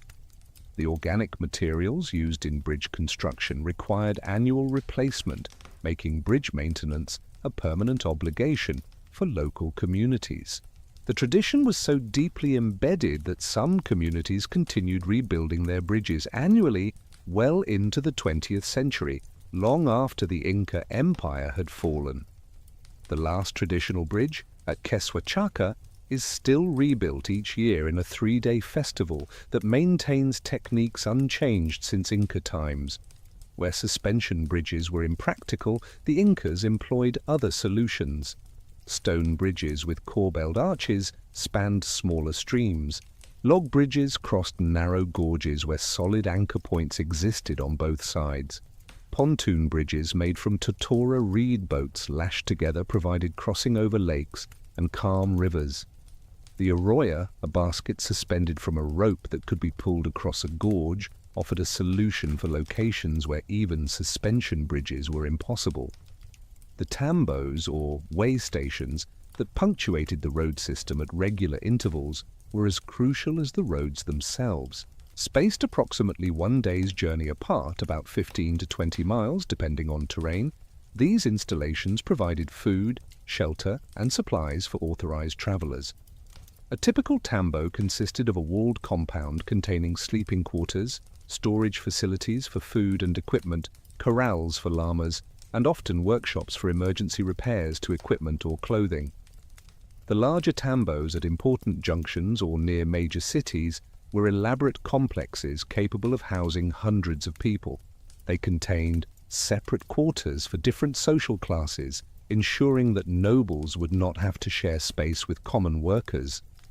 Storehouses held not just food, but replacement sandals, warm clothing for those ascending to high altitudes, and even weapons for military units passing through. Some tambos included facilities for specialized services, scribes who could read and create quipus, healers who could treat injuries or altitude sickness, and even entertainment in the form of musicians or storytellers. The chasqui messenger system that operated along these roads achieved speeds of communication that would not be surpassed until the invention of the telegraph. Runners were stationed at small posts called chasquiwasi approximately every mile or two along major routes. Young men selected for their speed and endurance, chasqui could sprint at maximum speed for their section, passing messages or small parcels to the next runner in a continuous relay that operated day and night. A message could travel from Cusco to Quito, a distance of over 1,000 miles, in approximately 5 days. This meant that information moved at an average rate of 200 miles per day, faster than a single horseman could travel, even if horses had been available in the Andes. The system was so efficient that the Sapa Inca in Cusco could allegedly enjoy fresh fish from the Pacific Ocean, carried over 300 miles by sequential runners who kept it cool with snow from the mountain peaks.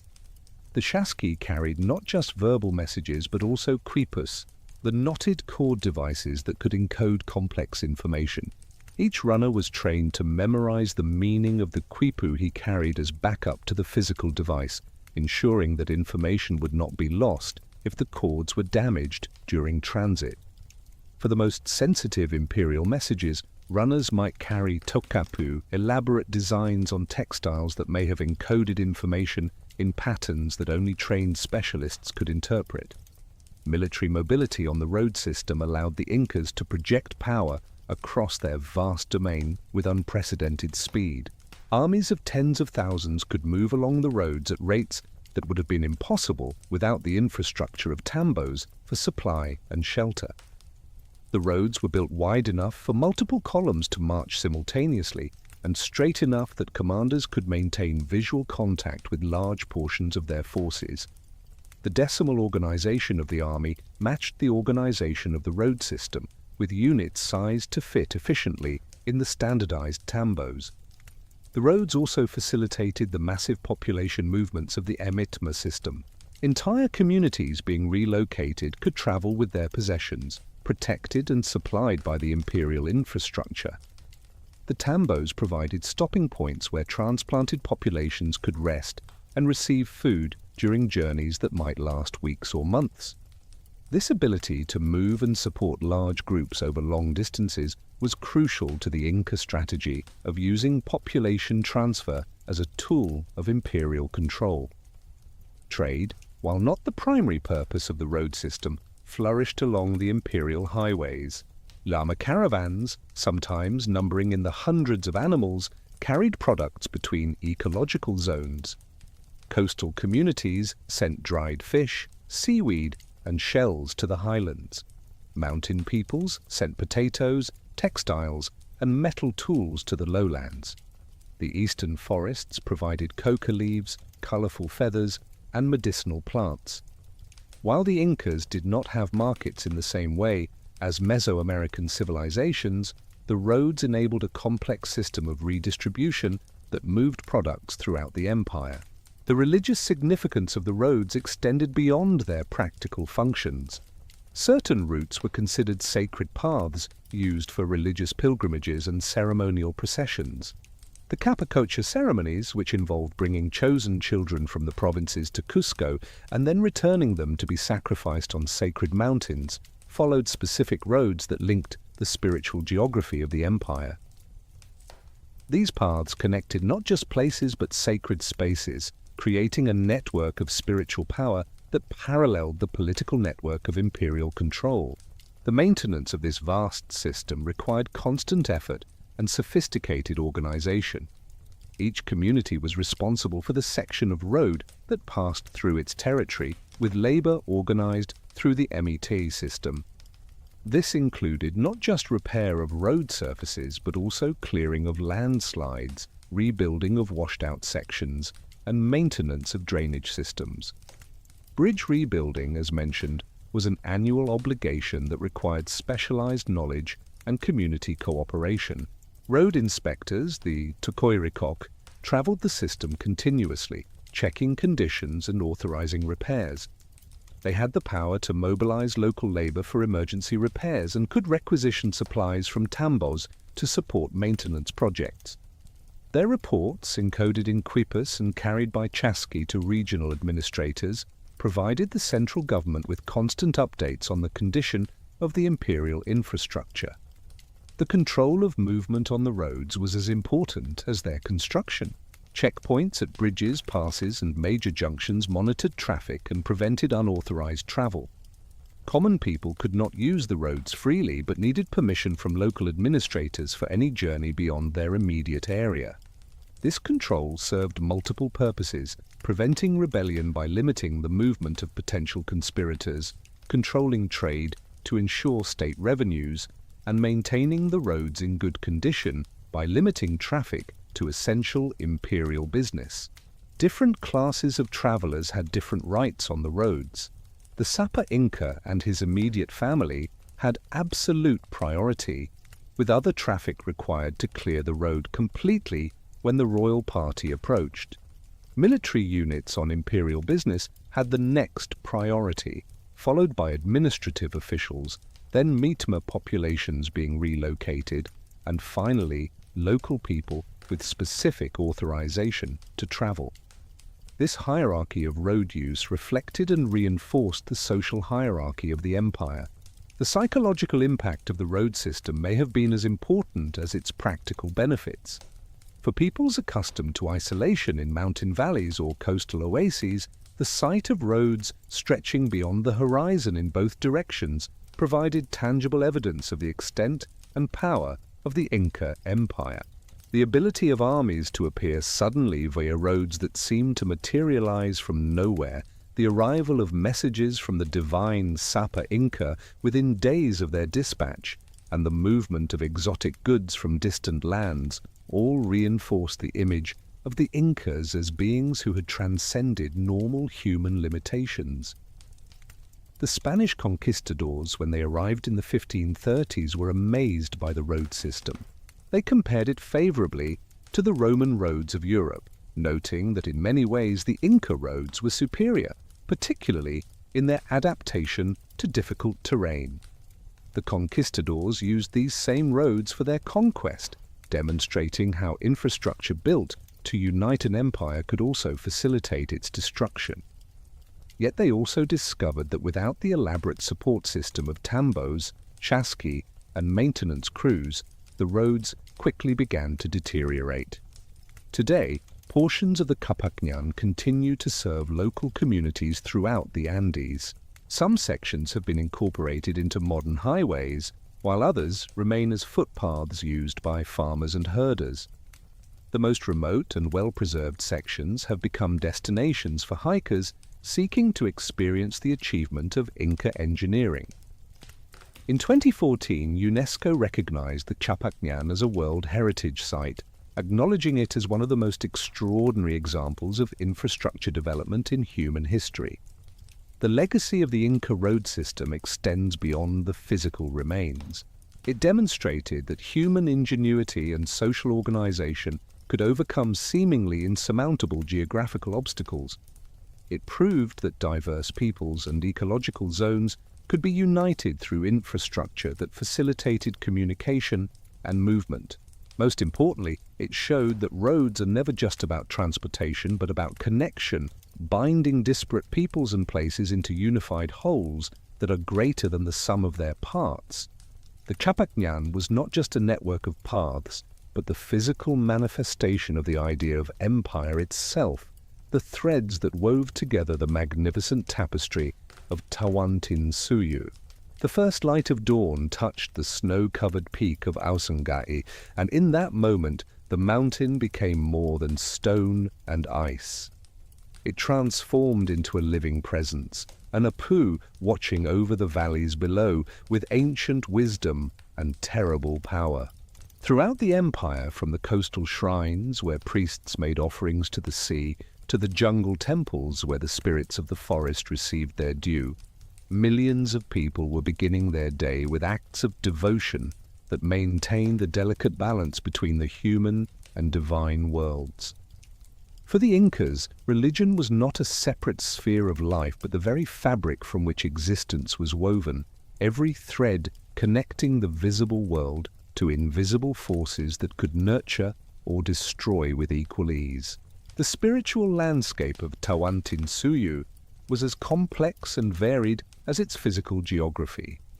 Mountains were not simply geological formations, but powerful beings with personalities, preferences, and the ability to influence human affairs. Rivers were serpents of liquid light carrying messages between the upper and lower worlds. Rocks could be the petrified remains of ancient heroes, or the dwelling places of spirits who might grant favors or inflict curses. Every feature of the landscape pulsed with sacred power, creating a world where the boundary between the natural and supernatural was not a line, but a constantly shifting zone of interaction.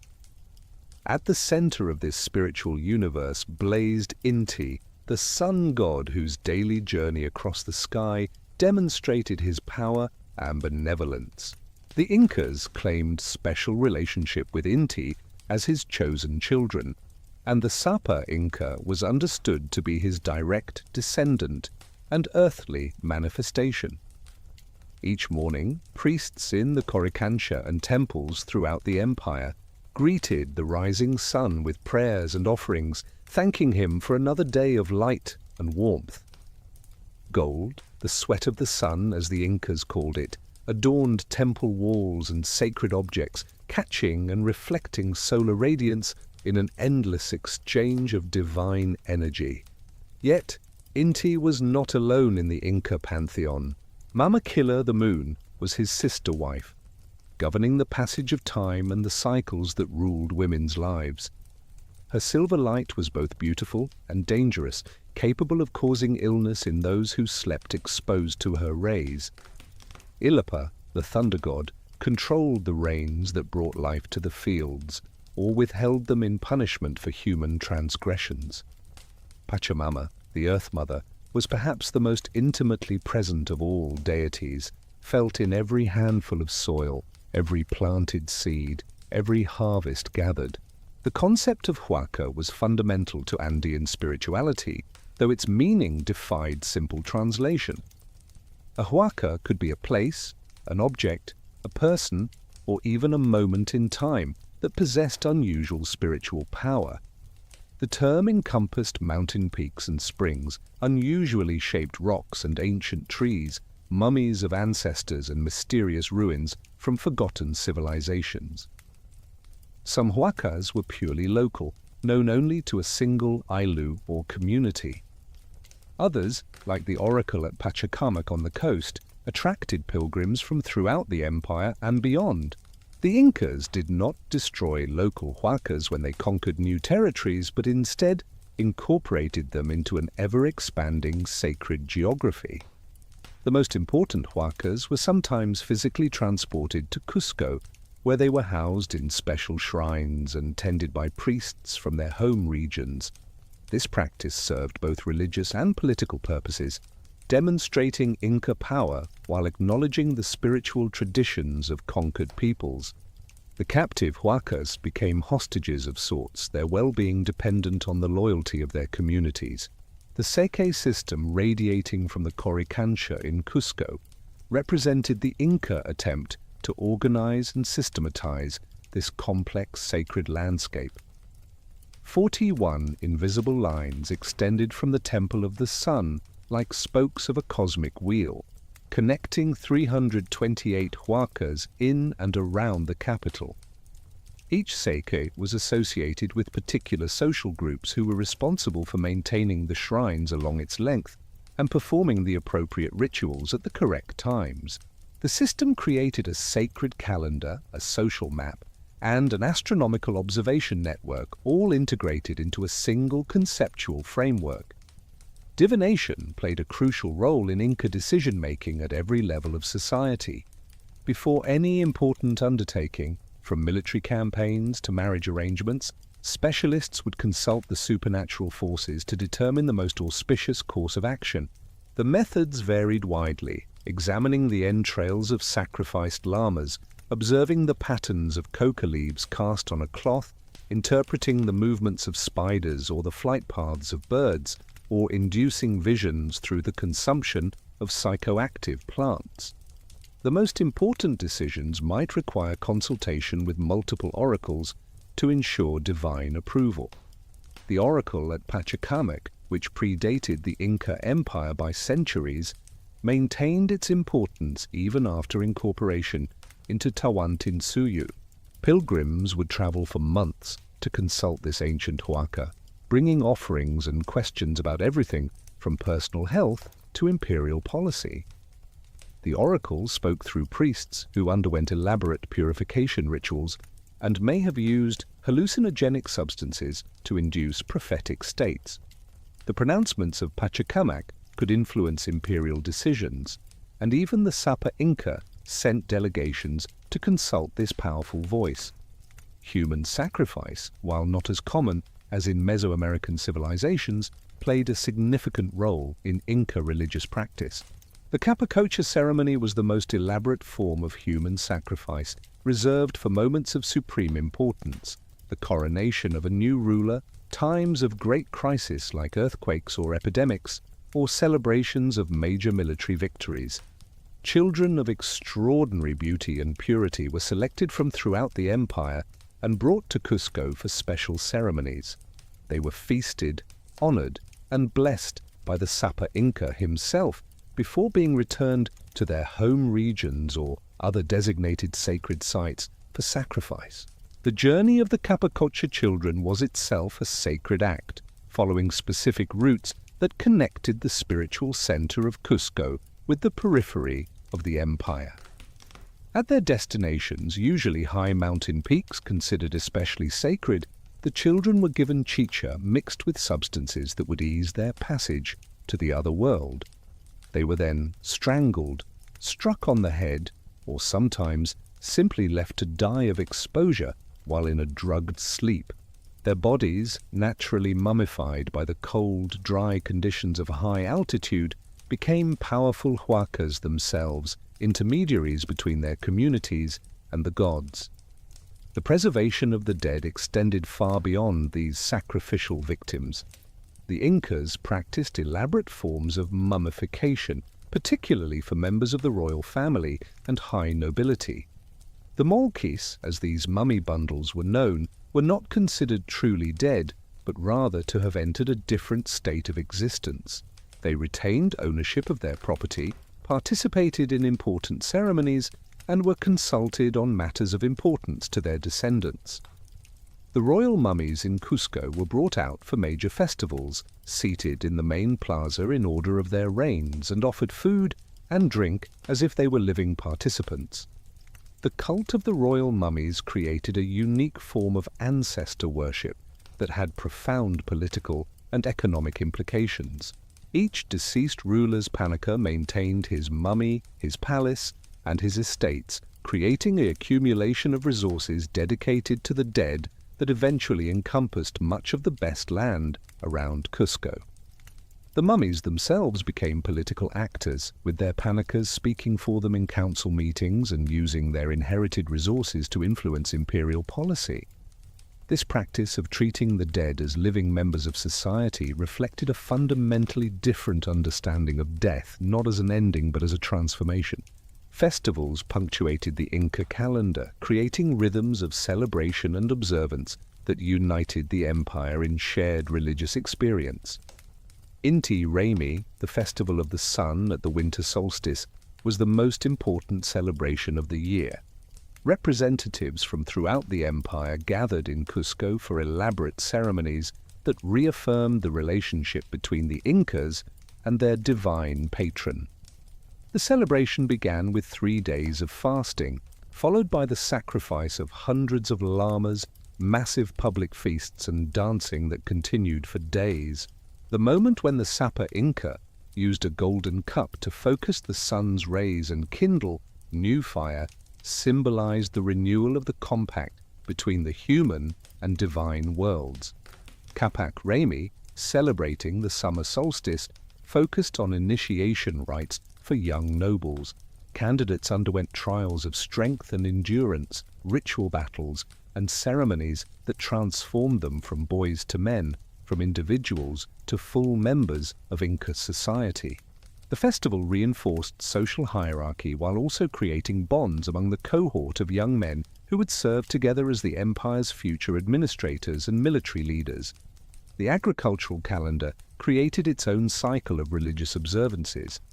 Planting and harvest required elaborate ceremonies to ensure the cooperation of Pachamama and the various spirits that influenced crop growth. The first ploughing of the season was performed by the Sapa Inca himself using a golden foot plough, symbolically opening the earth for the year's planting. Communities throughout the empire performed their own versions of these ceremonies, adapted to local conditions and incorporating local traditions within the framework of imperial religion.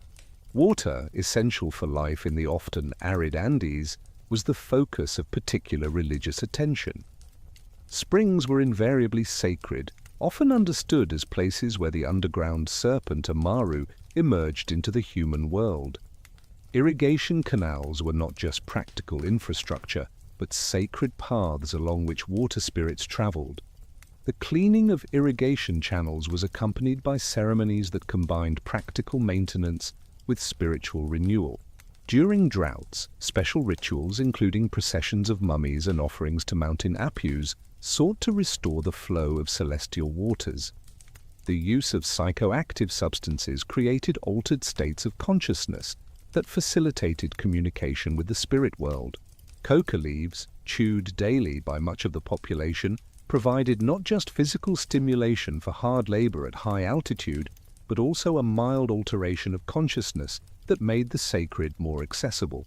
Stronger substances like the San Pedro cactus or various jungle plants were used by religious specialists to induce visions and prophetic dreams.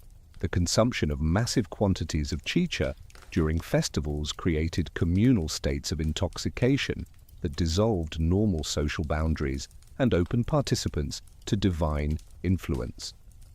The Incas understood the cosmos as divided into three interconnected realms. Hanan Pacha, the upper world, was the domain of celestial deities like Inti and Mamakila, as well as the destination for the spirits of noble dead. K-Pacha, this world, was the realm of human existence, where the constant interaction between sacred and profane played out. Uku-Pacha, the lower world, was the domain of the dead and the place from which life emerged, not a place of punishment, but a necessary component of cosmic balance. The three realms were connected by various conduits, caves and springs, linking the lower and middle worlds, mountain peaks reaching toward the upper world, and the rainbow serving as a bridge between earth and sky. Animals occupied important positions in this spiritual cosmos. The llama, essential for transportation and wool, was also the primary sacrificial animal, its blood feeding the gods and its entrails revealing divine will. The condor, soaring at altitudes where humans could not survive, served as a messenger between the earthly and celestial realms. The puma represented earthly power and was associated with warfare and rulership. The serpent, whether the celestial Amaru or earthly snakes, symbolized the flowing forces of water and spiritual energy that connected all things. Colors carried deep symbolic meaning in Inca religion. Red represented blood, warfare, and royal power. Yellow or gold connected to the sun and divine radiance. Black symbolized death and the ancestors, but also the fertile soil from which life emerged. White indicated purity and was associated with certain rituals of purification. The rainbow, containing all colors, was understood as a deity in its own right, beautiful but dangerous, capable of causing illness if one pointed at it or passed beneath its arch. The religious architecture of the Incas reflected their sophisticated understanding of sacred space and cosmic alignment. Temples were oriented to capture the first rays of the sun at significant moments in the calendar. Windows and doorways framed views of sacred mountains or celestial events. The play of light and shadow, created by precisely calculated angles, transformed static structures into dynamic participants in cosmic cycles. Water features in temples created sound and movement that gave life to stone constructions. The Coricancha in Cusco exemplified the height of Inca religious architecture. Its walls, covered in sheets of gold that reflected and multiplied the sun's radiance, created an earthly dwelling worthy of a celestial deity. The temple contained shrines not just to Inti, but to all the major deities of the Inca pantheon, as well as the mummies of deceased rulers and sacred objects from throughout the empire. A garden of gold and silver recreated the natural world in precious metals, corn plants with golden stalks and silver leaves, life-sized llamas of gold, even insects and lizards crafted from precious metals and stones. Music and dance were essential components of religious expression. Different ceremonies required specific instruments and rhythms. Drums made from llama skin provided the heartbeat of rituals. Flutes carved from bone or reed created melodies that could summon spirits or send prayers to the heavens. Conch shell trumpets announced the beginning of ceremonies and marked important moments in rituals. The movements of ceremonial dances were as precisely choreographed as any architectural construction, creating patterns that reflected cosmic order and facilitated spiritual transformation. The Inca priesthood was hierarchically organized, with specialized roles for different aspects of religious practice. The Wilak Umu, the high priest who was usually a close relative of the Sapa Inca, oversaw all religious activities in the empire. Below him, regional priests supervised religious practice in their territories. Local priests, often hereditary positions within particular ayllus, maintained shrines and performed daily rituals. Specialists existed for particular functions. The llama sacrificers, who knew exactly how to kill and butcher animals for maximum religious efficacy. The coca readers, who could divine from patterns of leaves. The dream interpreters, who decoded messages from the unconscious realm. Women played crucial roles in Inca religion, particularly the Mamacona, the virgin priestesses who maintained temples and participated in major ceremonies. These women, selected as children for their beauty and trained in the Aklawasi, lived lives of religious devotion. They wove the finest textiles for religious use, prepared the sacred chicha for ceremonies, and maintained the eternal fires that burned in major temples. The most senior Mamacona wielded considerable influence, serving as advisors to rulers and as intermediaries between the human and divine realms.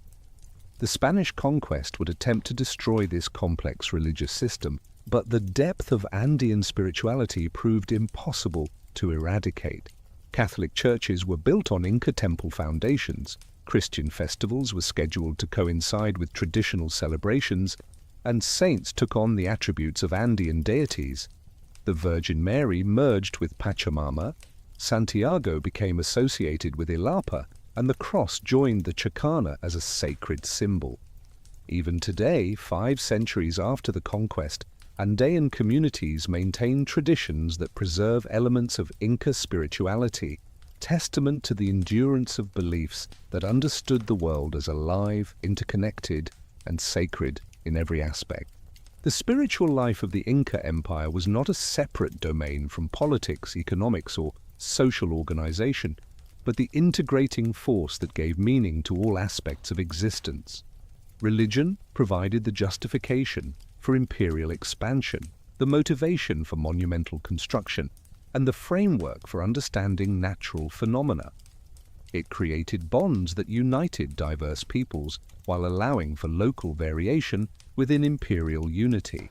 Most fundamentally, it offered a vision of the cosmos where humans, nature, and the divine existed in a constant dance of reciprocity and balance, where every action had spiritual consequences, and where the maintenance of cosmic order was the highest purpose of human existence. The woman's fingers moved with practiced certainty across the loom, each thread finding its place in a pattern she had learned from her mother, who had learned from her mother before her, stretching back through generations beyond memory. Outside her doorway, the sounds of the Ailu coming to life filled the mountain air, children driving llamas to pasture, men preparing tools for the day's work in the fields, the rhythmic grinding of corn on stone metates. This was the texture of daily existence in Tawantinsuyu, a life shaped by the eternal cycles of planting and harvest, the demands of reciprocal labor, and the intricate social bonds that held communities together through good years and bad. Dawn came early in the Andes, even in the depths of winter when frost painted the high peaks white and breath formed clouds in the thin air. In the agricultural communities that comprised the vast majority of the empire's population, the day began before the sun touched the valley floors. Women rose first, rekindling fires from carefully preserved embers, beginning the preparation of the morning meal that would sustain their families through hours of hard labor. The smell of wood smoke and cooking quinoa porridge drifted through adobe houses, mixing with the earthy scent of guinea pigs that shared human dwellings, providing warmth and eventually protein. The agricultural cycle dominated rural life with a rhythm as ancient as Andean civilization itself. The Incas had inherited and refined a sophisticated understanding of mountain agriculture developed over millennia. They recognized that the vertical geography of their empire, which might have been seen as a limitation, was actually an extraordinary opportunity. Within a single day's walk, an Ailu might control lands ranging from the high Puna grasslands, where potatoes and quinoa grew, through temperate valleys perfect for maize, down to warmer zones where coca, peppers, and cotton flourished. This vertical archipelago system meant that communities could access an extraordinary diversity of products without depending on long-distance trade. Potato cultivation formed the foundation of Andean agriculture, and the Incas had developed hundreds of varieties suited to different altitudes, soil types, and microclimates. Some potatoes grew at altitudes above 13,000 feet, where few other crops could survive. Others thrived in valley bottoms. Some varieties matured quickly for early harvest, while others grew slowly but produced tubers that could be stored for months. The genetic diversity was staggering, with potatoes in colors ranging from white to yellow, red, purple, and even black, each with distinct flavors, textures, and nutritional profiles. The planting season began with elaborate ceremonies to ensure Pachamama's cooperation. The first furrows were opened with offerings of chicha and coca leaves, prayers spoken to the earth asking permission to break her surface. Planting was a community affair organized through aini, reciprocal labor exchange. Families would work together, moving from field to field, knowing that the labor they gave would be returned when their own lands needed attention. Men typically handled the heavy work of breaking ground with the chaquitakla, the foot plow, that was the primary agricultural tool of the Andes. Women followed behind, placing seed potatoes in the furrows and covering them with soil. The agricultural calendar required constant attention to the fields. Weeding, hilling up soil around growing plants, and watching for signs of frost or disease occupied the months between planting and harvest. The Incas had developed sophisticated techniques for frost prevention, including the construction of raised fields that improved drainage and reduced frost damage, and the use of stone walls that absorbed heat during the day and released it at night, creating warmer microclimates. Harvest time brought the community together again in collective labor that combined work with celebration. Potatoes were carefully dug to avoid damage, sorted by variety and quality, and prepared for storage. Some were set aside for immediate consumption, others for seed, and large quantities for transformation into chuño, the freeze-dried potatoes that were a staple of Andean diet. The process of making chuño took advantage of the dramatic temperature variations at high altitude. Potatoes were spread on the ground to freeze overnight, then trampled to squeeze out moisture when they thawed in the morning sun, repeating this process for several days until the potatoes were completely desiccated. The resulting product, looking nothing like fresh potatoes, could last for years and provided crucial food security. Maize, though it could not grow at the highest elevations, was equally important and carried greater prestige. The Incas had expanded maize cultivation far beyond its natural range through the construction of terraces that created favorable microclimates and irrigation systems that brought water to otherwise arid lands. Maize was essential for making chicha, the fermented beverage that was central to social and religious life. The preparation of chicha was women's work, involving the germination of corn kernels, grinding, cooking, and careful fermentation in large ceramic jars. The quality of a woman's chicha reflected on her skill and status within the community. The raising of llamas and alpacas provided another dimension to daily life. These camelids, the only large domesticated animals in the Americas, were perfectly adapted to high-altitude environments. Llamas served as pack animals, capable of carrying loads of up to 60 pounds across the most difficult terrain. Their wool, though coarser than alpaca fiber, was used for everyday textiles and rope. Alpacas, raised primarily for their incredibly soft fleece, provided the raw material for finer textiles. Both animals also provided meat, though this was generally reserved for special occasions, and their dried dung served as fuel in the treeless highlands. Herding was often the responsibility of children and elderly family members who would take the animals to pasture in the high grasslands during the day and return them to stone corrals at night. The work required constant vigilance against predators like pumas and foxes, as well as attention to the health of the animals. The Incas had developed a sophisticated understanding of animal husbandry, including selective breeding for desired characteristics and veterinary treatments using medicinal plants.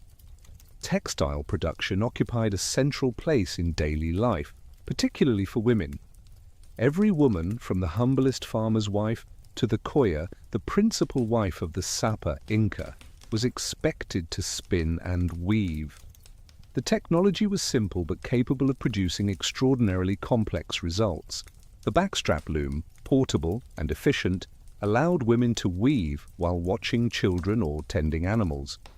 The vertical loom, used for larger pieces, could produce textiles of remarkable size and complexity. The process began with the preparation of fiber. Wool had to be cleaned, carded to align the fibers, and spun into thread using a drop spindle that women carried everywhere, spinning whenever their hands would otherwise be idle. The threads were then dyed using a vast palette of natural colors derived from plants, insects, and minerals. The cochineal insect produced brilliant reds, indigo yielded deep blues, and various plants provided yellows, greens, and browns. The combination of different colored threads in complex patterns created textiles that were not just functional, but works of art that communicated information about the weaver's identity, status, and community. The finest textiles, the kumpi cloth woven by specialists for religious and state use, had thread counts exceeding 300 per inch, finer than European textiles of the period. These masterpieces might take months or years to complete, with patterns so complex they required mathematical planning and perfect execution. Textiles served as the most important form of wealth in Inca society, more valued than gold or silver, and were used for everything from daily clothing to diplomatic gifts to wrappings for sacred mummies. Food preparation and consumption followed patterns that created community bonds while ensuring nutritional adequacy. The typical daily diet centered on potatoes, quinoa, and maize, supplemented with beans, squash, peppers, and occasionally fish or meat. The Incas had developed numerous techniques for food preservation beyond freeze-drying. Fish and meat were dried and salted to create charqui, the origin of the word jerky. Vegetables were fermented or pickled. These preserved foods allowed communities to survive the lean months before harvest and provided portable nutrition for travelers and armies. Cooking techniques were adapted to high-altitude conditions where water boils at lower temperatures. The Cajamarca, an earth oven where food was cooked with hot stones in a covered pit, created tender, flavorful meals for special occasions. Daily cooking more often involved boiling or toasting, with soups and stews forming the bulk of ordinary meals.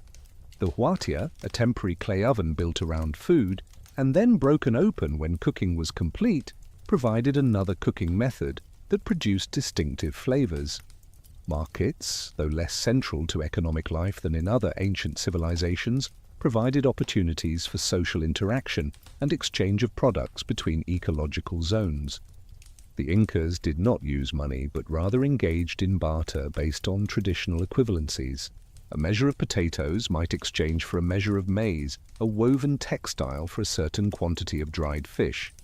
Market days, held at regular intervals in designated locations, brought together people from surrounding communities, creating opportunities not just for trade, but for arranging marriages, sharing news, and maintaining social networks. The organization of domestic space reflected both practical needs and social relationships. Houses in rural communities were typically single-room structures built of adobe bricks or fieldstone with thatched roofs and packed earth floors. The interior was divided into functional areas, a cooking space near the door to allow smoke to escape, sleeping areas along the walls often raised slightly above floor level, and storage spaces for food and tools. Guinea pigs, an important source of protein, roamed freely within houses, feeding on scraps and providing warmth. Extended families often lived in compounds of multiple houses arranged around a shared courtyard where much of daily life took place. These courtyards served as workspaces for textile production, food preparation, and craft activities. They were also social spaces where children played, adults gathered to talk, and families celebrated important occasions. The arrangement of houses within the compound reflected family relationships and status hierarchies, with the eldest couple typically occupying the most prominent position.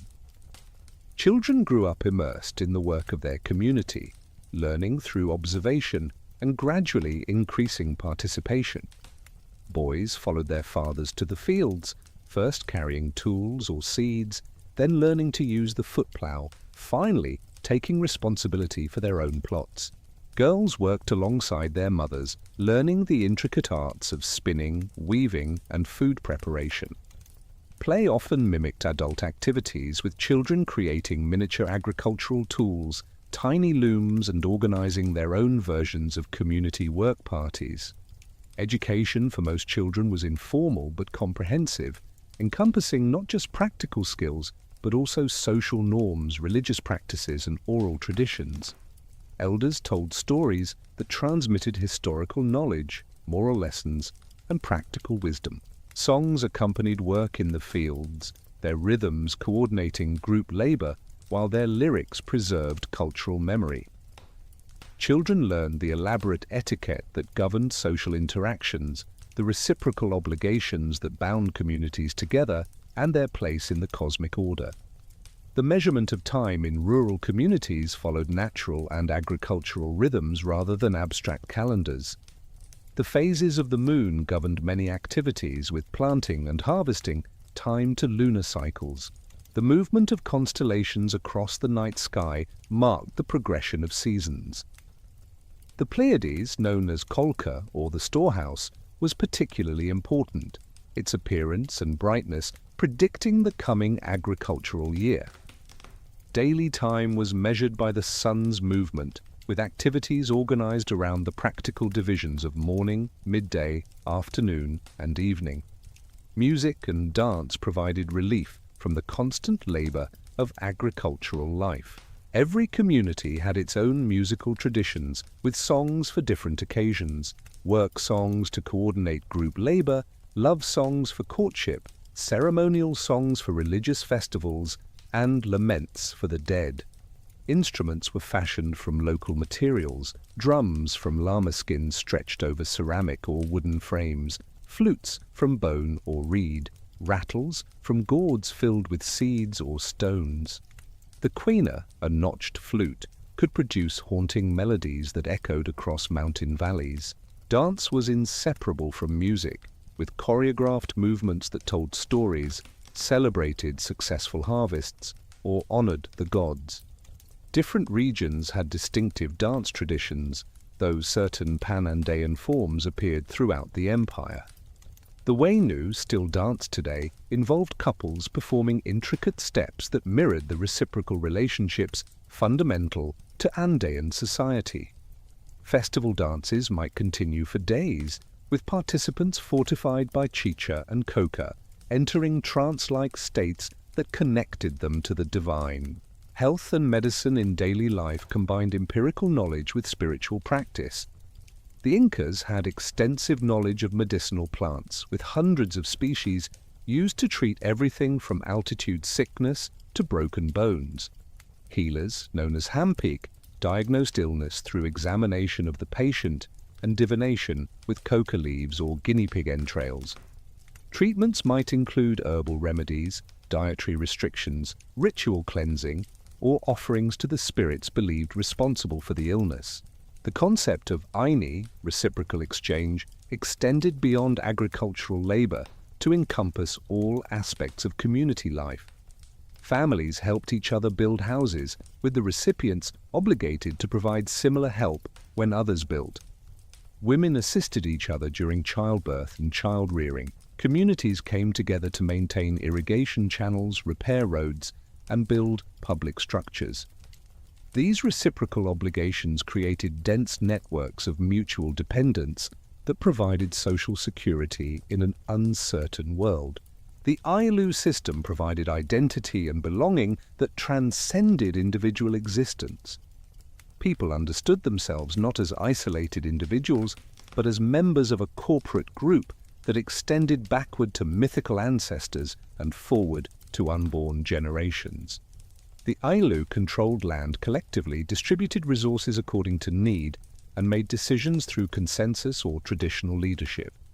This communal identity provided psychological security and practical support, but also imposed obligations and constraints that limited individual freedom as modern societies understand it.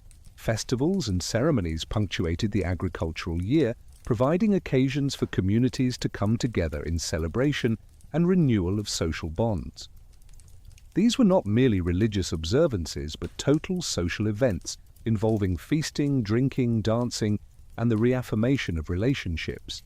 The energy invested in festivals might seem excessive to modern observers, but they served crucial functions in maintaining community cohesion, redistributing resources, and providing psychological relief from the grinding routine of agricultural labor.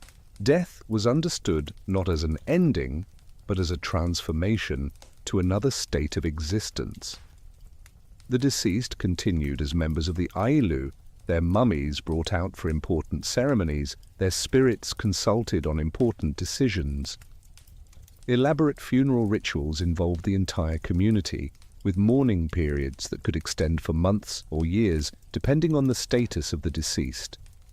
Graves were provisioned with food, tools, and textiles for the journey to the afterlife, and regular offerings ensured the continued well-being of the dead. The Spanish conquest would profoundly disrupt these patterns of daily life, but many elements persisted beneath the overlay of colonial rule. Communities continued to practice aini, to cultivate potatoes using traditional methods, to weave textiles with ancestral patterns. The resilience of Andean culture, rooted in practices developed over millennia and refined under Inca rule, enabled survival through centuries of oppression and change. Today, in highland communities from Ecuador to Bolivia, elements of the daily life described here continue, testament to the durability of cultural practices perfectly adapted to one of Earth's most challenging environments. This was the foundation upon which the Inca Empire rested. Millions of farming families whose daily labor produced the surpluses that supported armies, built monuments, and maintained the elaborate ceremonial life of the state. Their lives were hard by modern standards, constrained by obligations to community and state, vulnerable to the vagaries of weather and the demands of rulers. Yet they were also lives embedded in rich social networks, given meaning by participation in cosmic cycles, and sustained by cultural practices that had proven their worth over countless generations. The daily life of ordinary people in Tawantinsuyu reveals not just how the empire functioned, but why it commanded such loyalty and why its cultural legacy endures 5 centuries after its political structure collapsed. The litter bearing Huayna Capac swayed gently as 1,000 bearers carried it along the royal road toward Quito, the northern jewel he was transforming into a second Cusco. Behind him stretched a procession that seemed to have no end. Battalions of warriors in their finest regalia, trains of llamas laden with supplies, nobles carried in their own litters, and the mobile court that allowed the empire to function even as its divine ruler campaigned at the furthest edges of the realm. This was Tawantinsuyu at its zenith, an empire that had grown so vast that messages from its extremities took weeks to reach the center, yet functioned with an efficiency that would have impressed the administrators of Rome or China. Huayna Capac, whose name meant young lord, though he would rule for nearly 3 decades, had inherited from his father Tupac Inca Yupanqui, an empire that already stretched from central Chile to southern Colombia. Yet he was not content to simply maintain what his predecessors had built. The northern frontier called to him with its wealthy kingdoms, its different peoples who had never heard of Inca glory, its landscapes that ranged from coastal deserts to Amazon rainforests. He would spend most of his reign in these northern territories, pushing the boundaries of empire to their absolute limits, testing how far the Inca system could stretch before reaching its breaking point. The northern campaigns revealed both the strengths and emerging weaknesses of the Inca military machine. The armies that Huayna Capac led were the most sophisticated fighting forces the Americas had ever seen. Organized in decimal units from squads of 10 to divisions of 10,000, equipped with standardized weapons, supported by elaborate logistics networks, they could maintain campaigns thousands of miles from Cusco for years at a time. The military included specialized units, slingers from the Huarochiri region who could shatter skulls at 100 paces, jungle warriors who knew the forests of the eastern slopes, coastal fighters experienced in desert warfare. The conquest of the Cañari people in what is now southern Ecuador demonstrated the evolved Inca approach to expansion. Initial diplomatic overtures offered the Cañari favorable terms for voluntary submission. Local nobles would retain their positions, religious practices would be respected, and the region would benefit from inclusion in the imperial economy. When these offers were rejected, Huayna Capac deployed not just military force, but psychological warfare. Inca armies appeared on multiple fronts simultaneously, demonstrating the empire's ability to coordinate complex operations. The magnificent equipment of Inca nobles, their gold and silver ornaments glittering in the sun, projected an image of invincible wealth and power. Yet the Cañari resistance proved fiercer than expected.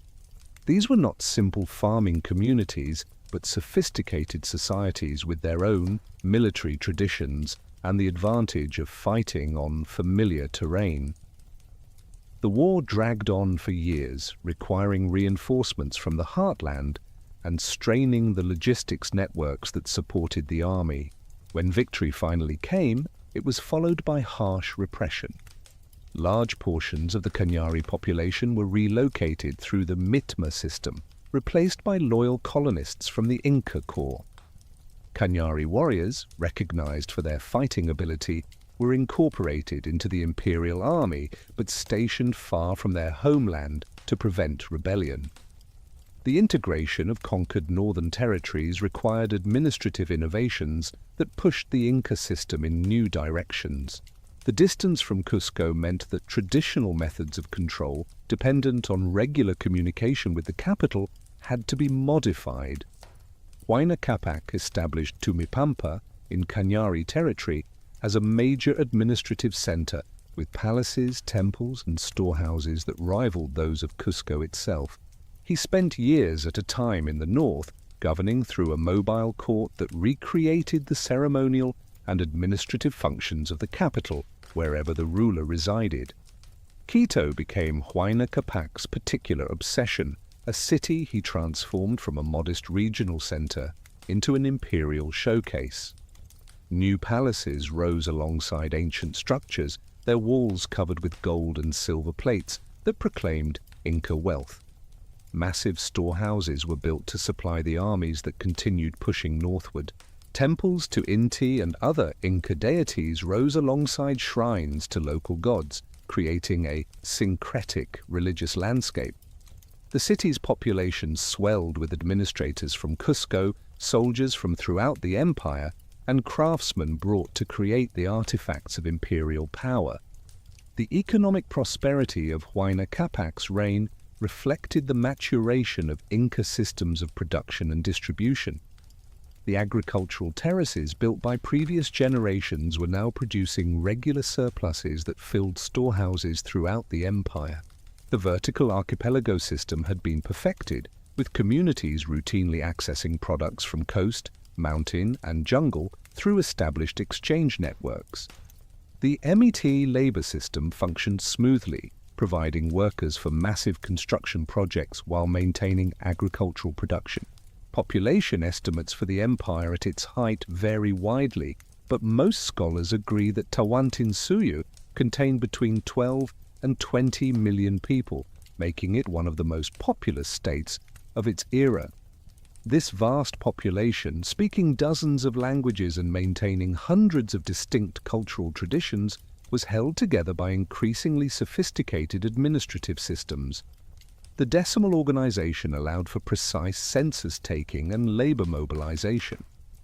The Quipu recording system had evolved to handle the complex data management needs of the empire. The road network facilitated communication and movement across distances that would have seemed impossible to earlier generations.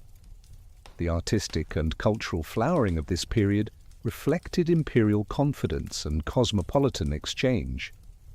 Craftsmen from throughout the empire were brought to Cusco and other major centers, where their techniques and traditions mingled to create new forms.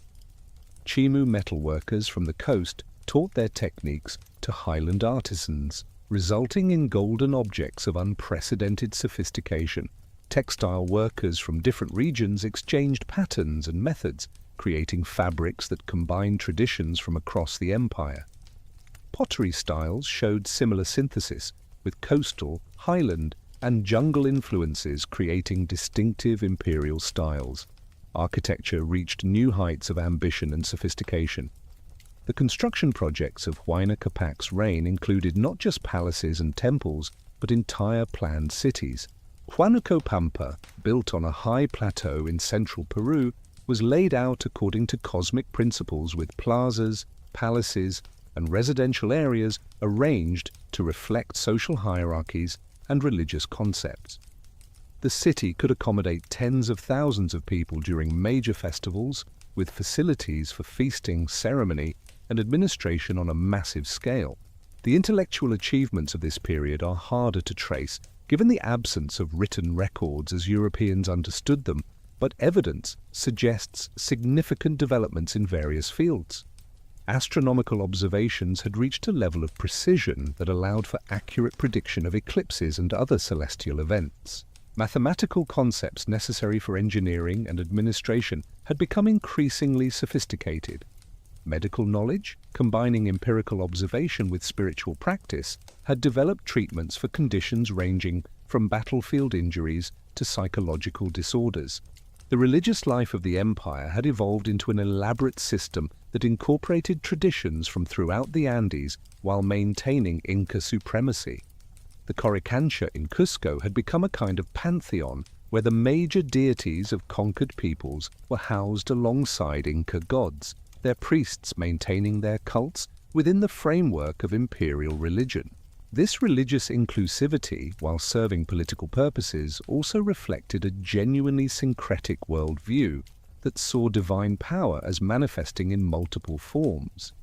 Yet beneath the surface prosperity, tensions were developing that would ultimately contribute to the empire's vulnerability. The Panica system had created a proliferating royal class that consumed increasing resources while contributing little to production. The mummies of deceased rulers controlled vast estates that were removed from the productive economy. Each new ruler needed to conquer new territories to establish their own wealth, but the frontiers were becoming increasingly distant and difficult to conquer. The northern campaigns of Huayna Capac had revealed the limits of Inca expansion. In the tropical lowlands of the Amazon, Inca armies encountered environments where their highland-adapted tactics and logistics failed. The heat, humidity, and diseases of the jungle decimated armies accustomed to cool, dry, mountain air. The peoples of these regions, though politically less organized than highland societies, proved impossible to defeat in their forest strongholds. Similar problems emerged on the northern frontier, where the Pasto and other groups conducted guerrilla warfare that neutralized the advantages of Inca military organization. The very success of the empire created new challenges. The diversity that had been a source of strength also created potential fractures. Peoples incorporated into the empire within living memory remembered their independence and maintained distinct identities despite Inca attempts at cultural integration. The privileging of Inca ethnicity created resentments among provincial nobles who saw their advancement blocked by accidents of birth.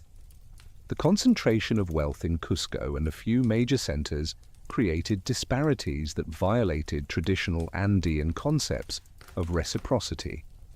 Communication across the vast empire, despite the efficiency of the Chasqui system, became increasingly challenging.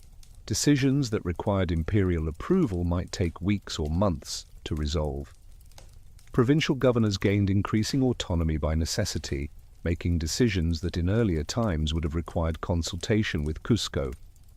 The personal presence of the ruler, so important to Inca concepts of authority, could not be maintained across such vast distances. Huayna Capac's long absences from Cusco in favor of the northern territories created particular tensions, with the traditional nobility of the capital feeling abandoned. The economic system, while producing unprecedented surpluses, showed signs of strain.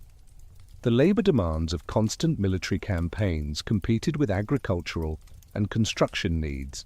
Some regions had been stripped of population through the emitema system to the point where agricultural production suffered. The maintenance of vast armies far from productive centers required logistics networks that consumed increasing resources.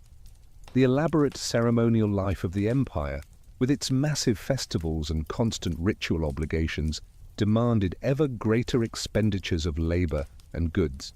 Despite these emerging challenges, the empire under Huayna Capac projected an image of invincible power and eternal stability. Foreign ambassadors who visited Cusco or encountered the imperial court in the north described scenes of unimaginable wealth and sophistication. Gold and silver adorned not just temples and palaces, but everyday objects used by the nobility. Textiles of impossible fineness clothed even minor officials. Storehouses bulged with enough supplies to feed armies for years or entire provinces during famine. The military remained the most powerful force in the Americas, capable of mobilizing hundreds of thousands of warriors and maintaining them in the field indefinitely. The administrative apparatus could conduct censuses of millions of people, organize labor forces of tens of thousands, and coordinate activities across a territory larger than Western Europe.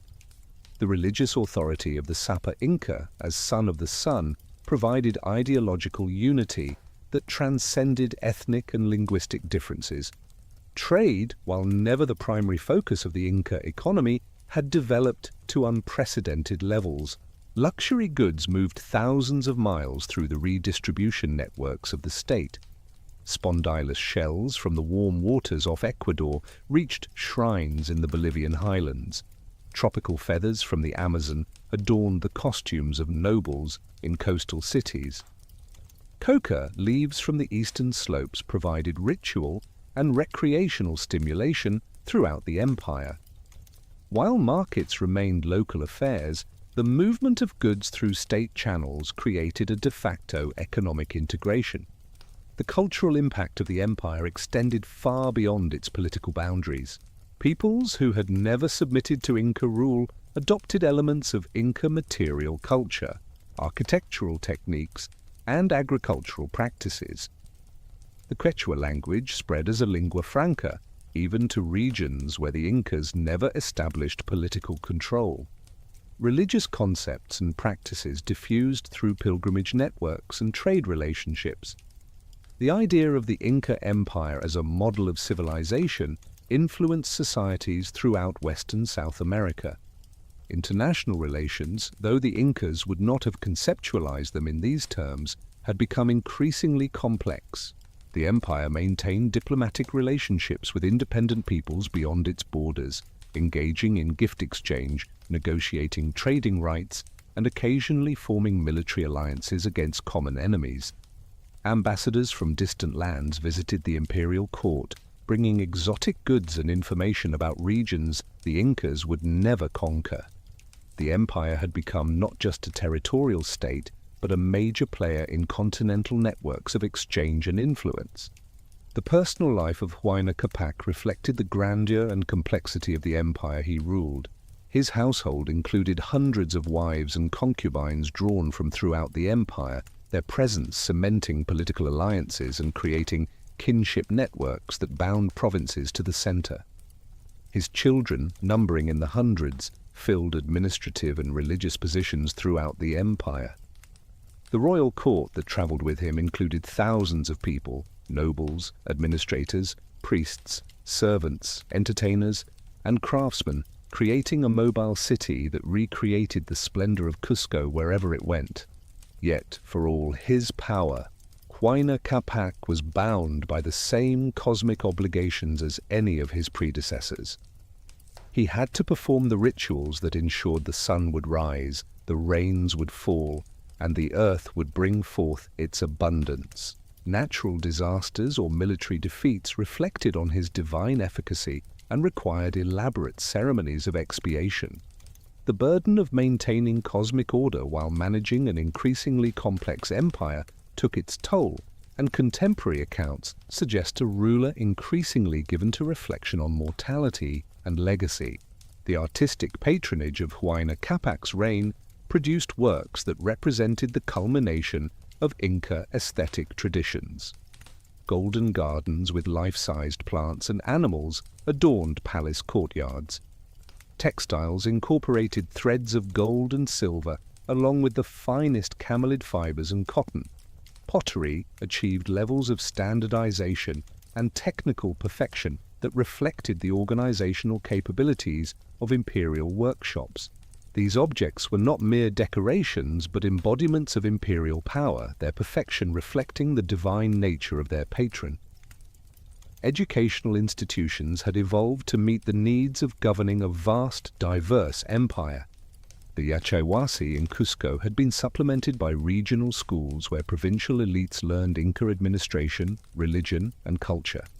Specialized schools trained the various categories of professionals needed by the state: architects and engineers, quipu masters, religious specialists, military officers. The curriculum had expanded beyond practical subjects to include history, poetry, music, and the increasingly elaborate protocols of court ceremony. The legal system had developed sophisticated mechanisms for managing disputes in a diverse, multilingual empire. While local communities continued to resolve most issues through traditional means, imperial courts handled cases involving multiple ethnic groups or challenges to state authority. a body of precedents and principles had emerged that attempted to balance local customs with imperial needs. Punishments remained harsh by modern standards, but the system provided predictable justice that contributed to imperial stability. As Huayna Capac aged, he spent increasing time in the north, particularly in Quito, which some sources suggest he intended to make a second capital equal to Cusco. This created tensions with the traditional nobility of Cusco, who saw their city's unique status threatened. The question of succession became increasingly urgent, complicated by the numerous potential heirs and the absence of clear rules for choosing among them. The split inheritance system that had driven imperial expansion now threatened imperial unity. The prosperity and power of Huayna Capac's reign masked but did not resolve the fundamental contradictions of the Inca system. The empire had grown too large for traditional methods of control, too diverse for cultural unity, too extended for effective central administration. The very success of Inca expansion had created problems that the system was not designed to handle. Yet none of this was apparent to contemporary observers, who saw only an empire at the height of its power, seemingly eternal and invincible, a magnificent achievement of human organization that had brought order to one of the world's most challenging landscapes. The fever took Huayna Capac slowly, burning through his body like fire-consuming dry grass, while around his deathbed the greatest empire in the Americas began to unravel with frightening speed. In the northern city of Quito, where the great ruler had spent his final years transforming a provincial town into an imperial showcase, whispered consultations between priests and nobles could not hide the approaching catastrophe. The son of the sun was dying, and with him the divine order that had held millions of people together across impossible distances and through seemingly irreconcilable differences of language, culture, and tradition. The disease that killed Huayna Capac had no name in Quechua because it had never existed in the Americas before the Europeans brought it across the ocean. Smallpox, the invisible vanguard of conquest, had raced ahead of Spanish soldiers through networks of trade and warfare, spreading from community to community like wildfire in drought-stricken grassland. The Incas had built their empire on their ability to control and organize human resources, but they had no defense against microscopic enemies that recognized no boundaries, respected no authority, and killed without regard for rank or divine blood. The epidemic that ravaged the northern provinces in the 1520s was only the beginning of a demographic catastrophe that would destroy the population base upon which imperial power rested. In Cusco, the traditional capital where the mummies of past rulers sat in their golden chairs as if still alive, the news of Huayna Capac's death created a succession crisis that revealed how profoundly the empire had changed during its century of expansion.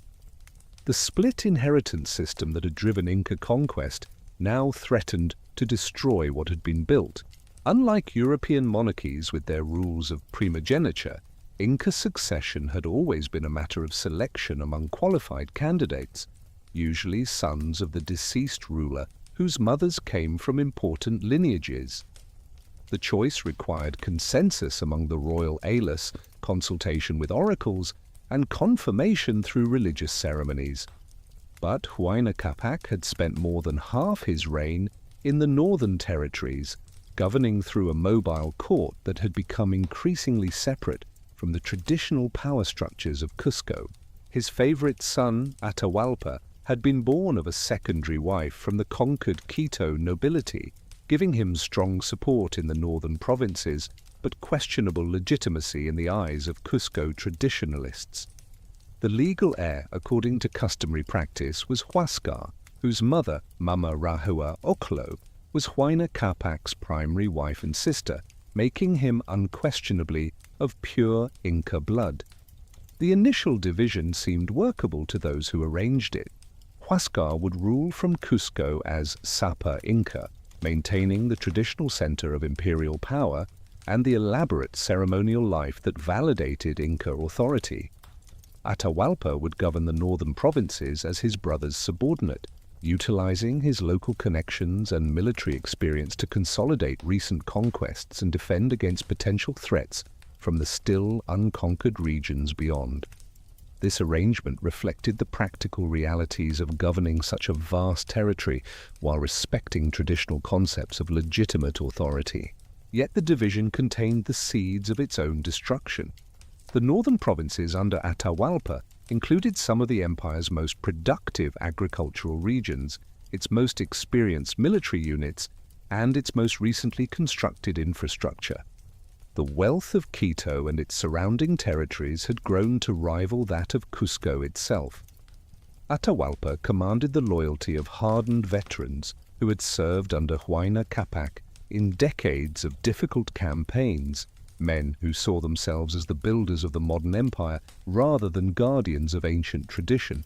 Huáscar, meanwhile, faced the growing resentment of Cusco's traditional nobility, who had watched their city's unique status diminish as imperial attention focused on distant frontiers.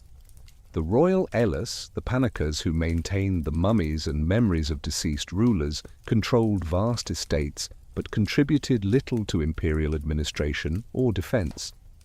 The growing cost of maintaining this elaborate ancestral cult competed with the practical needs of governing a complex state. Reform was necessary, but any change threatened powerful interests that had shaped imperial policy for generations. The first open conflicts began as disputes over tribute and authority. Communities that had traditionally sent their emitia labor and agricultural surpluses to Cusco found themselves receiving contradictory orders from Atahualpa's northern administration. Local officials faced impossible choices between competing claims to their loyalty. The decimal administrative system, so effective when implementing unified policies, became a source of chaos when rival hierarchies demanded obedience. Military units found themselves caught between conflicting orders from brothers who each claimed ultimate authority. Personal slights and cultural misunderstandings escalated the political crisis into personal hatred. When Huáscar demanded that Atahualpa come to Cusco to reaffirm his subordinate status, Atahualpa sent representatives instead, arguing that his presence was essential for frontier defense. The representatives, men of northern nobility, rather than traditional Inca bloodlines, were received as an insult by Cusco's aristocracy. Their execution on Huáscar's orders transformed a manageable political dispute into an unforgivable blood feud. The war that followed revealed how thoroughly the empire had been militarized during its century of expansion. Both brothers could mobilize armies that numbered in the tens of thousands, equipped with standardized weapons and organized according to the decimal system that had made Inca armies the most effective fighting force in the Americas. The road networks that had enabled peaceful administration now carried armies with unprecedented speed. The supply systems that had sustained construction projects now supported military campaigns of devastating intensity. Atahualpa's forces held crucial advantages beyond their veteran experience and superior numbers. The northern armies included ethnic groups like the Cañari, who had been forcibly incorporated into the empire within living memory, and harbored deep resentments against Cusco's traditional dominance. These warriors fought with the desperate intensity of people seeking revenge for past humiliations. The northern provinces had also been the laboratory for Huayna Capac's military innovations, with armies that included specialized units adapted to different terrains and enemy tactics. The battles that raged across the highlands demonstrated the sophisticated military technology that the Incas had developed. Armies maneuvered with precision across difficult terrain, using signal fires and chasqui messengers to coordinate complex operations. Siege warfare involved elaborate engineering projects to breach fortified positions. The psychological aspects of combat received as much attention as physical tactics, with displays of captured enemies, ritual preparations, and religious ceremonies designed to break enemy morale while strengthening the resolve of friendly forces. The decisive battle occurred at Chimborazo, where Huascar's southern armies met Atahualpa's northern forces in a confrontation that involved perhaps 100,000 warriors on each side. The scale of the conflict dwarfed anything previously seen in the Americas, with losses that decimated the military strength both brothers would need to defend the empire against external threats. Atahualpa's victory came through superior tactics and the defection of key units, but the cost was devastating to imperial power throughout the Andes. Huascar's capture and the subsequent purge of his supporters eliminated an entire generation of imperial leadership. The traditional nobility of Cusco, the administrators who had managed the empire's affairs, the priests who had maintained its religious unity, the generals who had led its armies, all fell victim to Atahualpa's determination to eliminate any potential challenge to his authority. The institutional memory that had enabled the empire to function across such vast territories was destroyed in a frenzy of revenge and paranoia. While the empire tore itself apart, strange reports filtered through the Chasqui networks from the coastal regions. Bearded men with pale skin had appeared in floating houses larger than any structure the Andeans had ever imagined. These strangers possessed weapons that killed from great distances with sounds like thunder, animals unknown in the Americas that carried men faster than any human could run, and an insatiable hunger for gold that seemed to motivate their every action. The Spanish conquistadors had arrived at the moment of maximum imperial vulnerability. Francisco Pizarro and his small band of adventurers represented one of history's most unlikely conquest forces.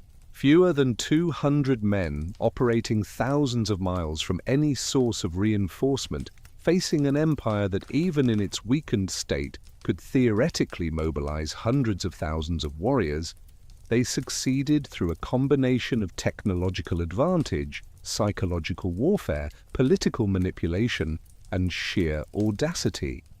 Their success would have been impossible without the civil war that had already shattered imperial unity and eliminated much of the leadership that might have organized effective resistance.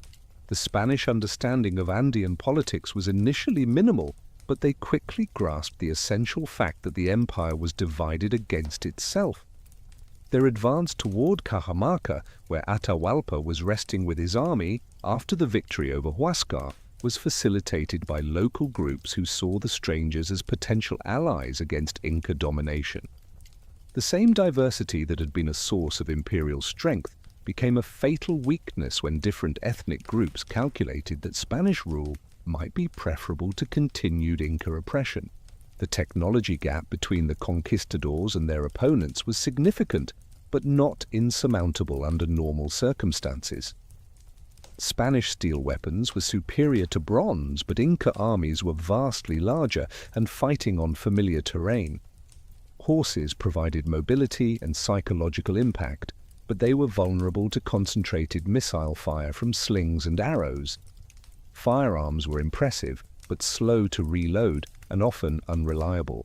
The Spanish advantage lay not in individual technologies, but in their integrated system of steel weapons, horses, and firearms, combined with tactics developed in European warfare. More important than technology was the Spanish understanding of how to exploit political divisions. European experience in warfare had taught them to identify and manipulate factional conflicts, to turn enemies against each other, to use local allies while maintaining their own strategic independence. They recognized that direct conquest of such a vast territory was impossible, but control of the imperial center might enable them to govern through existing structures while gradually extending their authority. The meeting at Cajamarca in November 1532 brought together two worlds that had developed in complete isolation from each other. Atahualpa approached the encounter with the confidence of a ruler who had just eliminated his primary rival and controlled the most powerful empire in the Americas. He understood the Spanish to be perhaps emissaries from distant lands, possibly divine beings given their strange appearance and unprecedented technology, but certainly subordinates who would recognize his authority and offer tribute as appropriate to his divine status. The Spanish preparations for the encounter revealed their intention from the beginning. The plaza at Cajamarca was selected as a killing ground where horses could maneuver effectively and where the small Spanish force could use the terrain to maximum advantage. Artillery pieces were positioned to sweep the plaza with deadly fire. Infantry and cavalry units were hidden in buildings surrounding the plaza, ready to emerge in coordinated attacks. The meeting was planned as an ambush from which there would be no escape. When the crucial moment arrived, the capture of Atahualpa proceeded with devastating efficiency. The Spanish struck without warning, using their technological advantages to create chaos and terror among the Inca forces. Thousands of Inca nobles and soldiers died in the plaza, while Spanish casualties numbered in the single digits. The shock of seeing their divine ruler captured by fewer than 200 foreign warriors shattered the confidence of armies that had conquered half a continent. The son of the sun, who was supposed to be invincible, had been taken prisoner by beings whose very existence challenged fundamental assumptions about cosmic order. Atahualpa's imprisonment revealed both his political sophistication and the fatal limitations of his position. He quickly understood that the Spanish were motivated primarily by desire for gold and silver, and he attempted to secure his release by offering a ransom that would be legendary. Enough gold to fill a room 22 feet long, 17 feet wide, and 8 feet high, plus twice that volume in silver. This offer, which represented wealth beyond European imagination, demonstrated both the incredible resources of the empire and Atahualpa's willingness to sacrifice anything to regain his freedom. The collection of the ransom brought gold and silver from throughout the empire to Cajamarca, as local officials stripped temples and palaces to meet their captured ruler's desperate demand. Sacred objects that had adorned shrines for generations, artwork that represented the highest achievements of Andean civilization, the accumulated wealth of centuries of tribute and conquest, all were melted down into ingots that could be easily divided among the conquistadors. The destruction of these artifacts represented a cultural catastrophe that paralleled the political collapse of the empire. Yet even as Atahualpa fulfilled his part of the bargain, the Spanish faced an impossible dilemma. Releasing him would restore indigenous leadership that might organize effective resistance, but killing him would eliminate their best source of legitimacy and administrative knowledge. The decision to execute Atahualpa, despite his payment of the ransom, revealed the Spanish understanding that their conquest could not depend on accommodation with existing authority, but required its complete replacement. The execution of Atahualpa in July 1533 marked the end of the Inca Empire as an independent political entity, though indigenous resistance would continue for decades. The method of execution, initially planned as burning at the stake, but changed to strangling after Atahualpa agreed to convert to Christianity, reflected Spanish attempts to maintain some legitimacy while eliminating the focal point of potential resistance.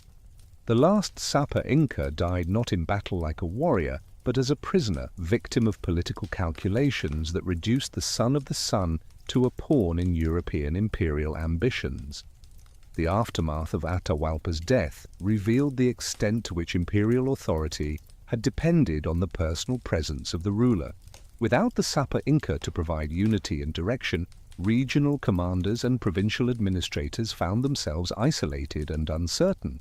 Some attempted to organize resistance, others sought accommodation with the Spanish, and many simply focused on protecting their immediate communities from the chaos that engulfed the former empire. The carefully constructed administrative hierarchy that had governed millions collapsed into fragments that could be conquered piecemeal. The Spanish march to Cusco proceeded with minimal resistance, as local groups calculated that cooperation offered better prospects than futile opposition. The capture of the traditional capital in November 1533 provided the final symbolic victory, though by that time the political structure it represented had already ceased to function. The mummies of past rulers were burned as idolatrous relics, the golden walls of temples were stripped for their precious metal, and the palaces that had housed the greatest nobles in the Americas became quarters for European adventurers. Yet the conquest was far from complete. The elimination of central authority had not destroyed the social structures that govern daily life in Andean communities. Local ayllus continued to function, managing their traditional territories according to customary law. Regional ethnic groups maintained their identity and organization even as they adapted to new political realities.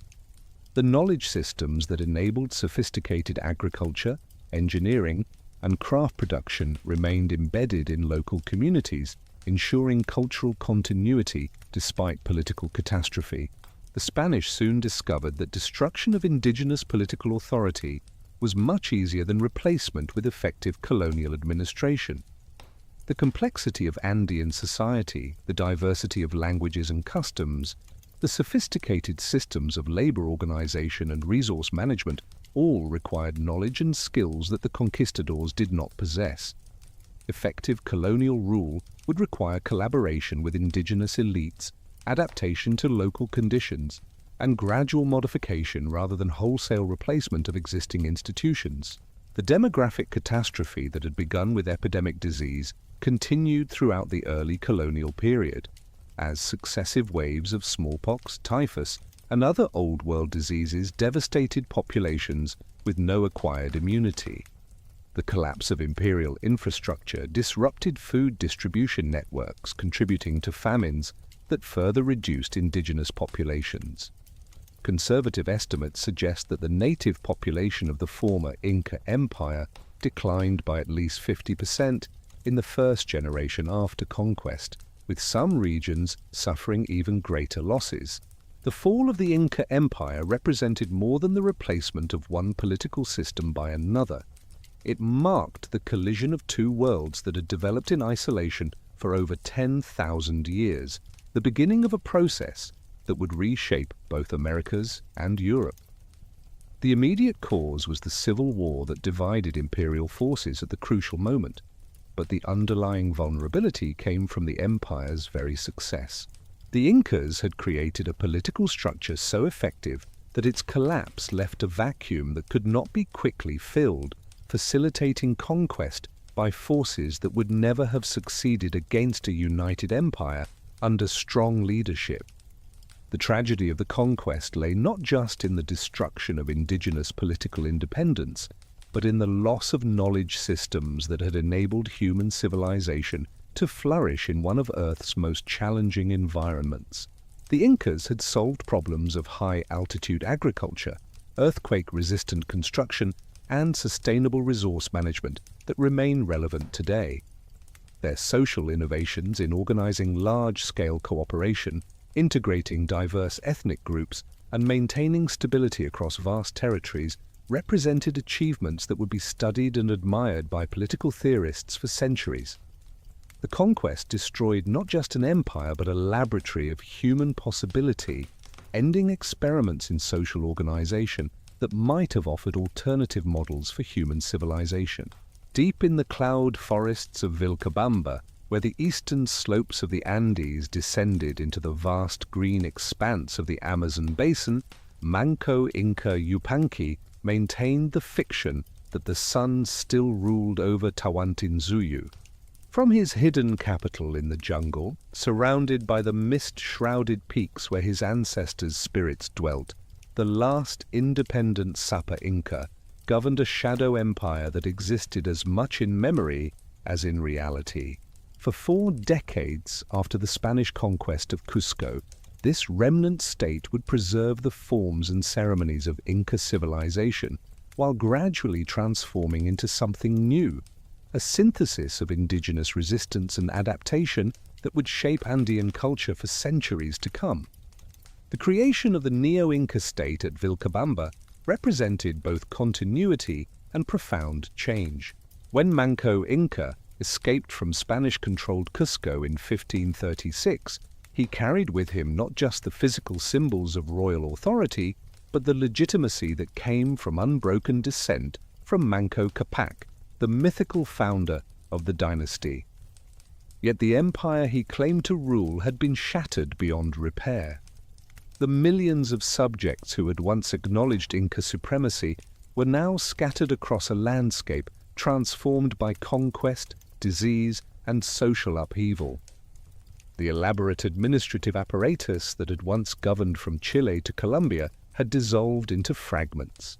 What Manco Inca created in the remote valleys of Vilcabamba was something unprecedented, a state that existed primarily as an idea, a focal point for indigenous resistance, and a repository of cultural memory. The physical territory under direct Inca control never extended far beyond the immediate vicinity of the jungle capital, but the psychological territory was vast. Throughout the former empire, communities that had submitted to Spanish rule maintained secret loyalties to the legitimate ruler hidden in the forests. Messages passed through clandestine networks that paralleled and sometimes overlapped with official colonial communications. The Chasqui messenger system, backbone of the old empire, continued to function in fragmentary form, carrying news and instructions between scattered centers of resistance. The Spanish, initially dismissive of this jungle refuge, gradually came to understand that Vilcabamba represented a fundamental threat to colonial stability. As long as a legitimate Inca ruler remained free, Spanish claims to sovereignty remained incomplete. The neo-Inca state served as a magnet for fugitives from colonial rule, indigenous nobles who refused to collaborate with the conquistadors, priests who maintained traditional religious practices, military leaders who organized guerrilla resistance. More dangerously, it provided an alternative model of political authority that challenged the Spanish narrative of inevitable European supremacy. The military campaigns launched from Vilcabamba demonstrated the continuing vitality of indigenous resistance.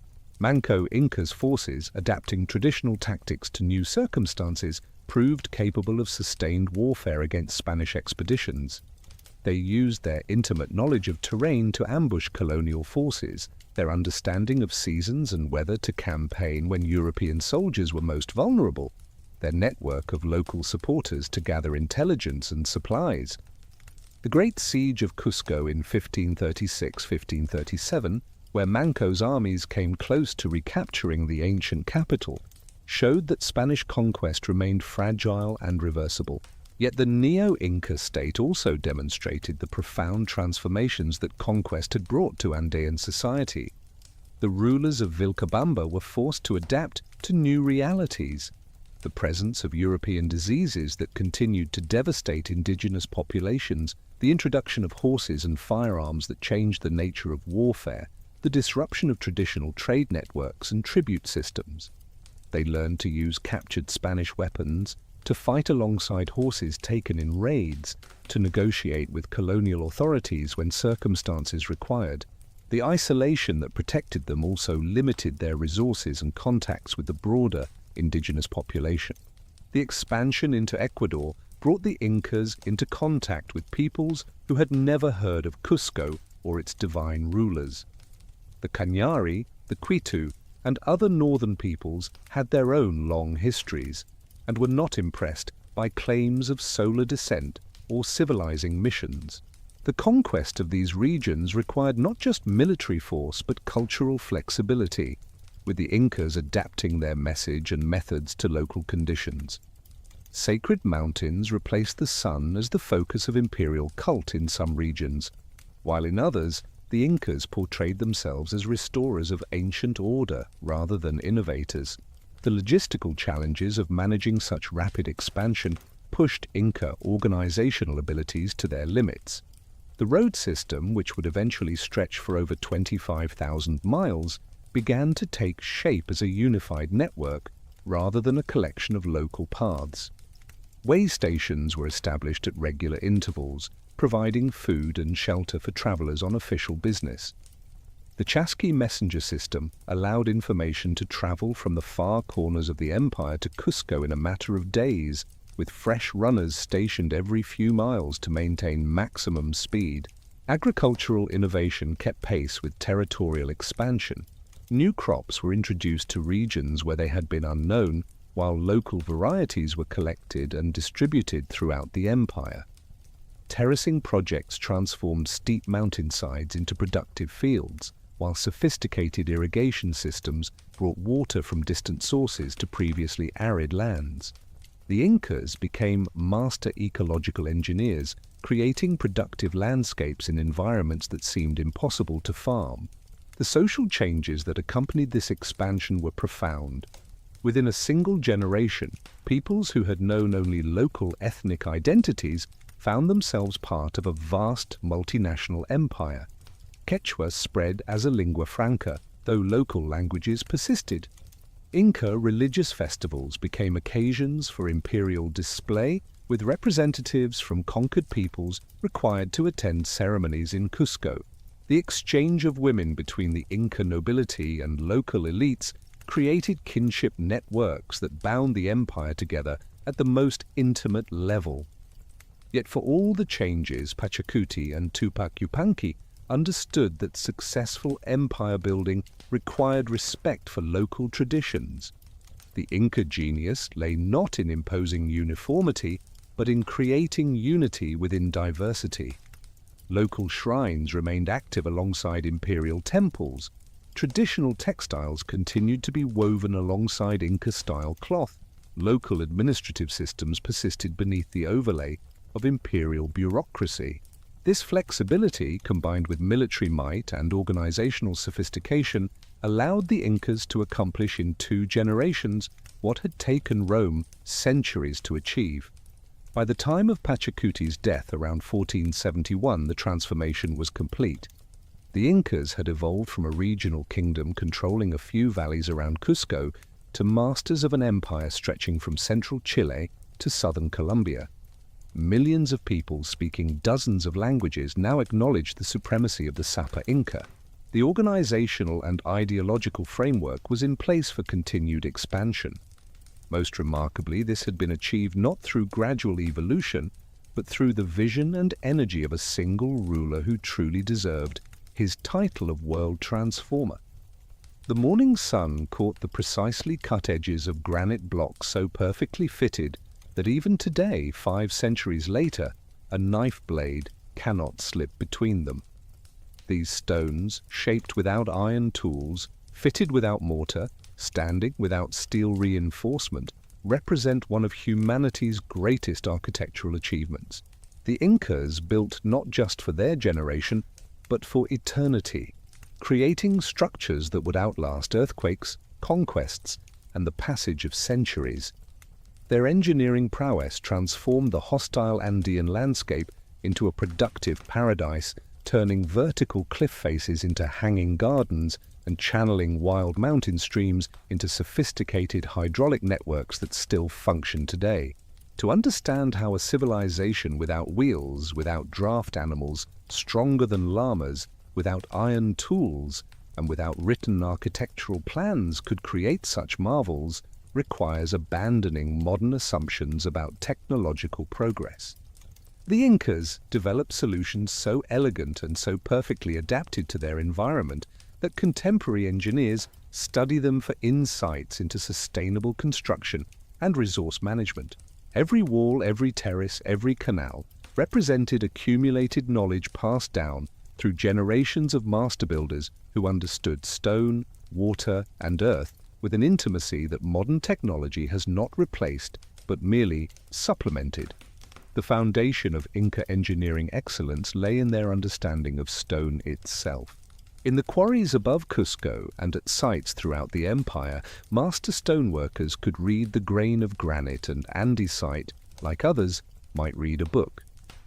They knew where natural fractures lay, hidden beneath smooth surfaces, how temperature changes could be used to split massive blocks, how patient percussion with harder stones could shape curves and angles with mathematical precision.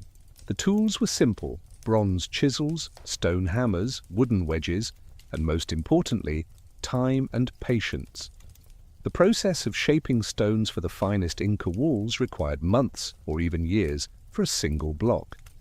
Workers would first identify the natural bedding planes in the quarry using bronze tools and wooden wedges expanded with water to separate massive stones from the living rock. These rough blocks, some weighing over 100 tons, were then moved to construction sites using techniques that remain partially mysterious. Log rollers, earth ramps, and hundreds of workers pulling on rope cables made from twisted plant fibers certainly played a role. But the precise methods for moving the largest stones continue to inspire debate among archaeologists. Once at the construction site, the real artistry began. Master masons would study each stone like a sculptor studying marble, identifying its ideal position in the emerging wall. The Incas did not cut stones to uniform sizes and stack them like bricks. Instead, they created three-dimensional puzzles where each stone was individually shaped to fit perfectly with its neighbors. This polygonal masonry, with stones of irregular shapes interlocking in complex patterns, created walls that were not just beautiful but extraordinarily resistant to the earthquakes that regularly shake the Andes. The fitting process involved repeatedly placing stones against each other, marking high spots, removing the stone, carefully pecking away excess material, and trying again. This iterative process continued until the fit was so precise that the stones would hold together by friction alone, no mortar needed. The joints were so tight that they created walls that were essentially monolithic, flexing as single units during earthquakes rather than collapsing. Spanish chronicles tell of colonial buildings falling, while Inca foundations and walls remained standing, a pattern that continues in modern seismic events. Different construction techniques served different purposes. The finest polygonal masonry was reserved for the most important temples and palaces where the labor investment could be justified by religious and political significance. Coursed masonry, with stones cut to more regular shapes and laid in horizontal rows, was used for important but less sacred structures. Perca, fieldstone construction with mortar, served for agricultural terraces and common buildings. This hierarchy of construction techniques reflected not just practical considerations, but also the Inca understanding that architecture was a language communicating power, sanctity, and social order. The agricultural terraces, or andines, that cascade down Andean mountainsides represent perhaps the most widespread and impactful of Inca engineering achievements. These were not simple retaining walls, but sophisticated systems that created microclimates, managed water, prevented erosion, and turned slopes too steep for conventional farming into productive agricultural land. A typical terrace system began with a foundation of large stones, followed by layers of increasingly fine material, gravel for drainage, sand for filtration, and finally, rich topsoil often carried from distant valley floors. The terraces at Moray, with their concentric circular depressions descending into the earth, reveal the experimental nature of Inca agriculture. Each level, with its slightly different temperature and moisture conditions, created a different microclimate. Modern measurements show temperature differences of up to 15 degrees Celsius between the top and bottom terraces, allowing the Incas to simulate conditions from across their empire in a single location. This agricultural laboratory enabled them to develop crop varieties adapted to different altitudes and climates, contributing to the agricultural diversity that sustained millions. Water management in the Andes presented unique challenges that the Incas met with remarkable ingenuity. Mountain streams that rage during the rainy season and disappear during drought required careful management. The Incas constructed elaborate canal systems that captured water from high mountain sources, sometimes bringing it dozens of miles through carved stone channels that maintained precise gradients. These aqueducts crossed valleys on elevated stone bridges, passed through mountains in tunnels carved through solid rock, and distributed water through urban areas in fountains that combined practical function with artistic beauty. The fountains of Machu Picchu exemplify this marriage of engineering and aesthetics.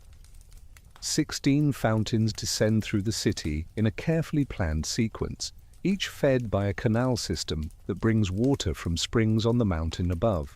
The first fountain, reserved for the Inca ruler, received the purest water, with each subsequent fountain serving people of decreasing status. The system was designed with such precision that it continues to function today, more than 500 years after its construction, requiring only minimal maintenance to clear accumulated sediment. The Incas understood hydraulics at a sophisticated level, creating pressurized water systems, overflow channels, and settling basins that prevented erosion while ensuring steady water flow. At Tipon, near Cusco, they constructed what may be the finest example of hydraulic engineering in the ancient Americas. Water drops precisely from terrace to terrace through carved stone channels, creating a symphony of falling water that combines visual beauty with practical irrigation. The main canal includes a sharp right angle that modern engineers initially thought would create destructive turbulence, but the Incas had carved a slight depression at the turn that creates a hydraulic cushion, smoothly redirecting the flow. Storage of agricultural products required protecting them from moisture, temperature fluctuations, and pests. The kolkhoz, circular or rectangular storehouses built throughout the empire, incorporated sophisticated design features that created ideal storage conditions. Built on hillsides to take advantage of cool, dry winds, these structures had drainage channels beneath their floors, ventilation systems that could be adjusted seasonally, and interior arrangements that separated different types of products. Potatoes could be freeze-dried into chuño using the natural temperature variations of high-altitude locations, creating a preserved food that would last for years. The road system that united the empire, the Capacñan, required engineering solutions for every imaginable terrain. In flat areas, roads were straight causeways raised above the surrounding land to prevent flooding. In mountains, they became narrow paths carved into cliff faces or ascending slopes in long switchbacks that maintained manageable gradients for loaded llamas. In swamps, the Incas built floating roads on foundations of reeds and logs. In deserts, they marked routes with piles of stones and built way stations near rare water sources. Bridges presented special challenges in a landscape carved by deep gorges and raging rivers. The Incas became masters of suspension bridge construction, weaving cables as thick as a human torso from twisted grass or plant fibers. These cables, anchored to stone abutments on either side of a gorge, could span distances of over 150 feet. The bridges required annual maintenance, with local communities responsible for replacing the organic cables before they weakened. The last of these traditional bridges at Cajamarca is still rebuilt annually using techniques passed down through generations. In places where suspension bridges were impractical, the Incas developed other solutions. Pontoon bridges made from totora reed boats lashed together crossed lakes and calm rivers. Stone bridges with corbelled arches spanned smaller streams. In some locations, arroyas, basket-like containers suspended from cables, carried people and goods across gorges. Each solution was perfectly adapted to its specific location, using local materials and techniques suited to local conditions.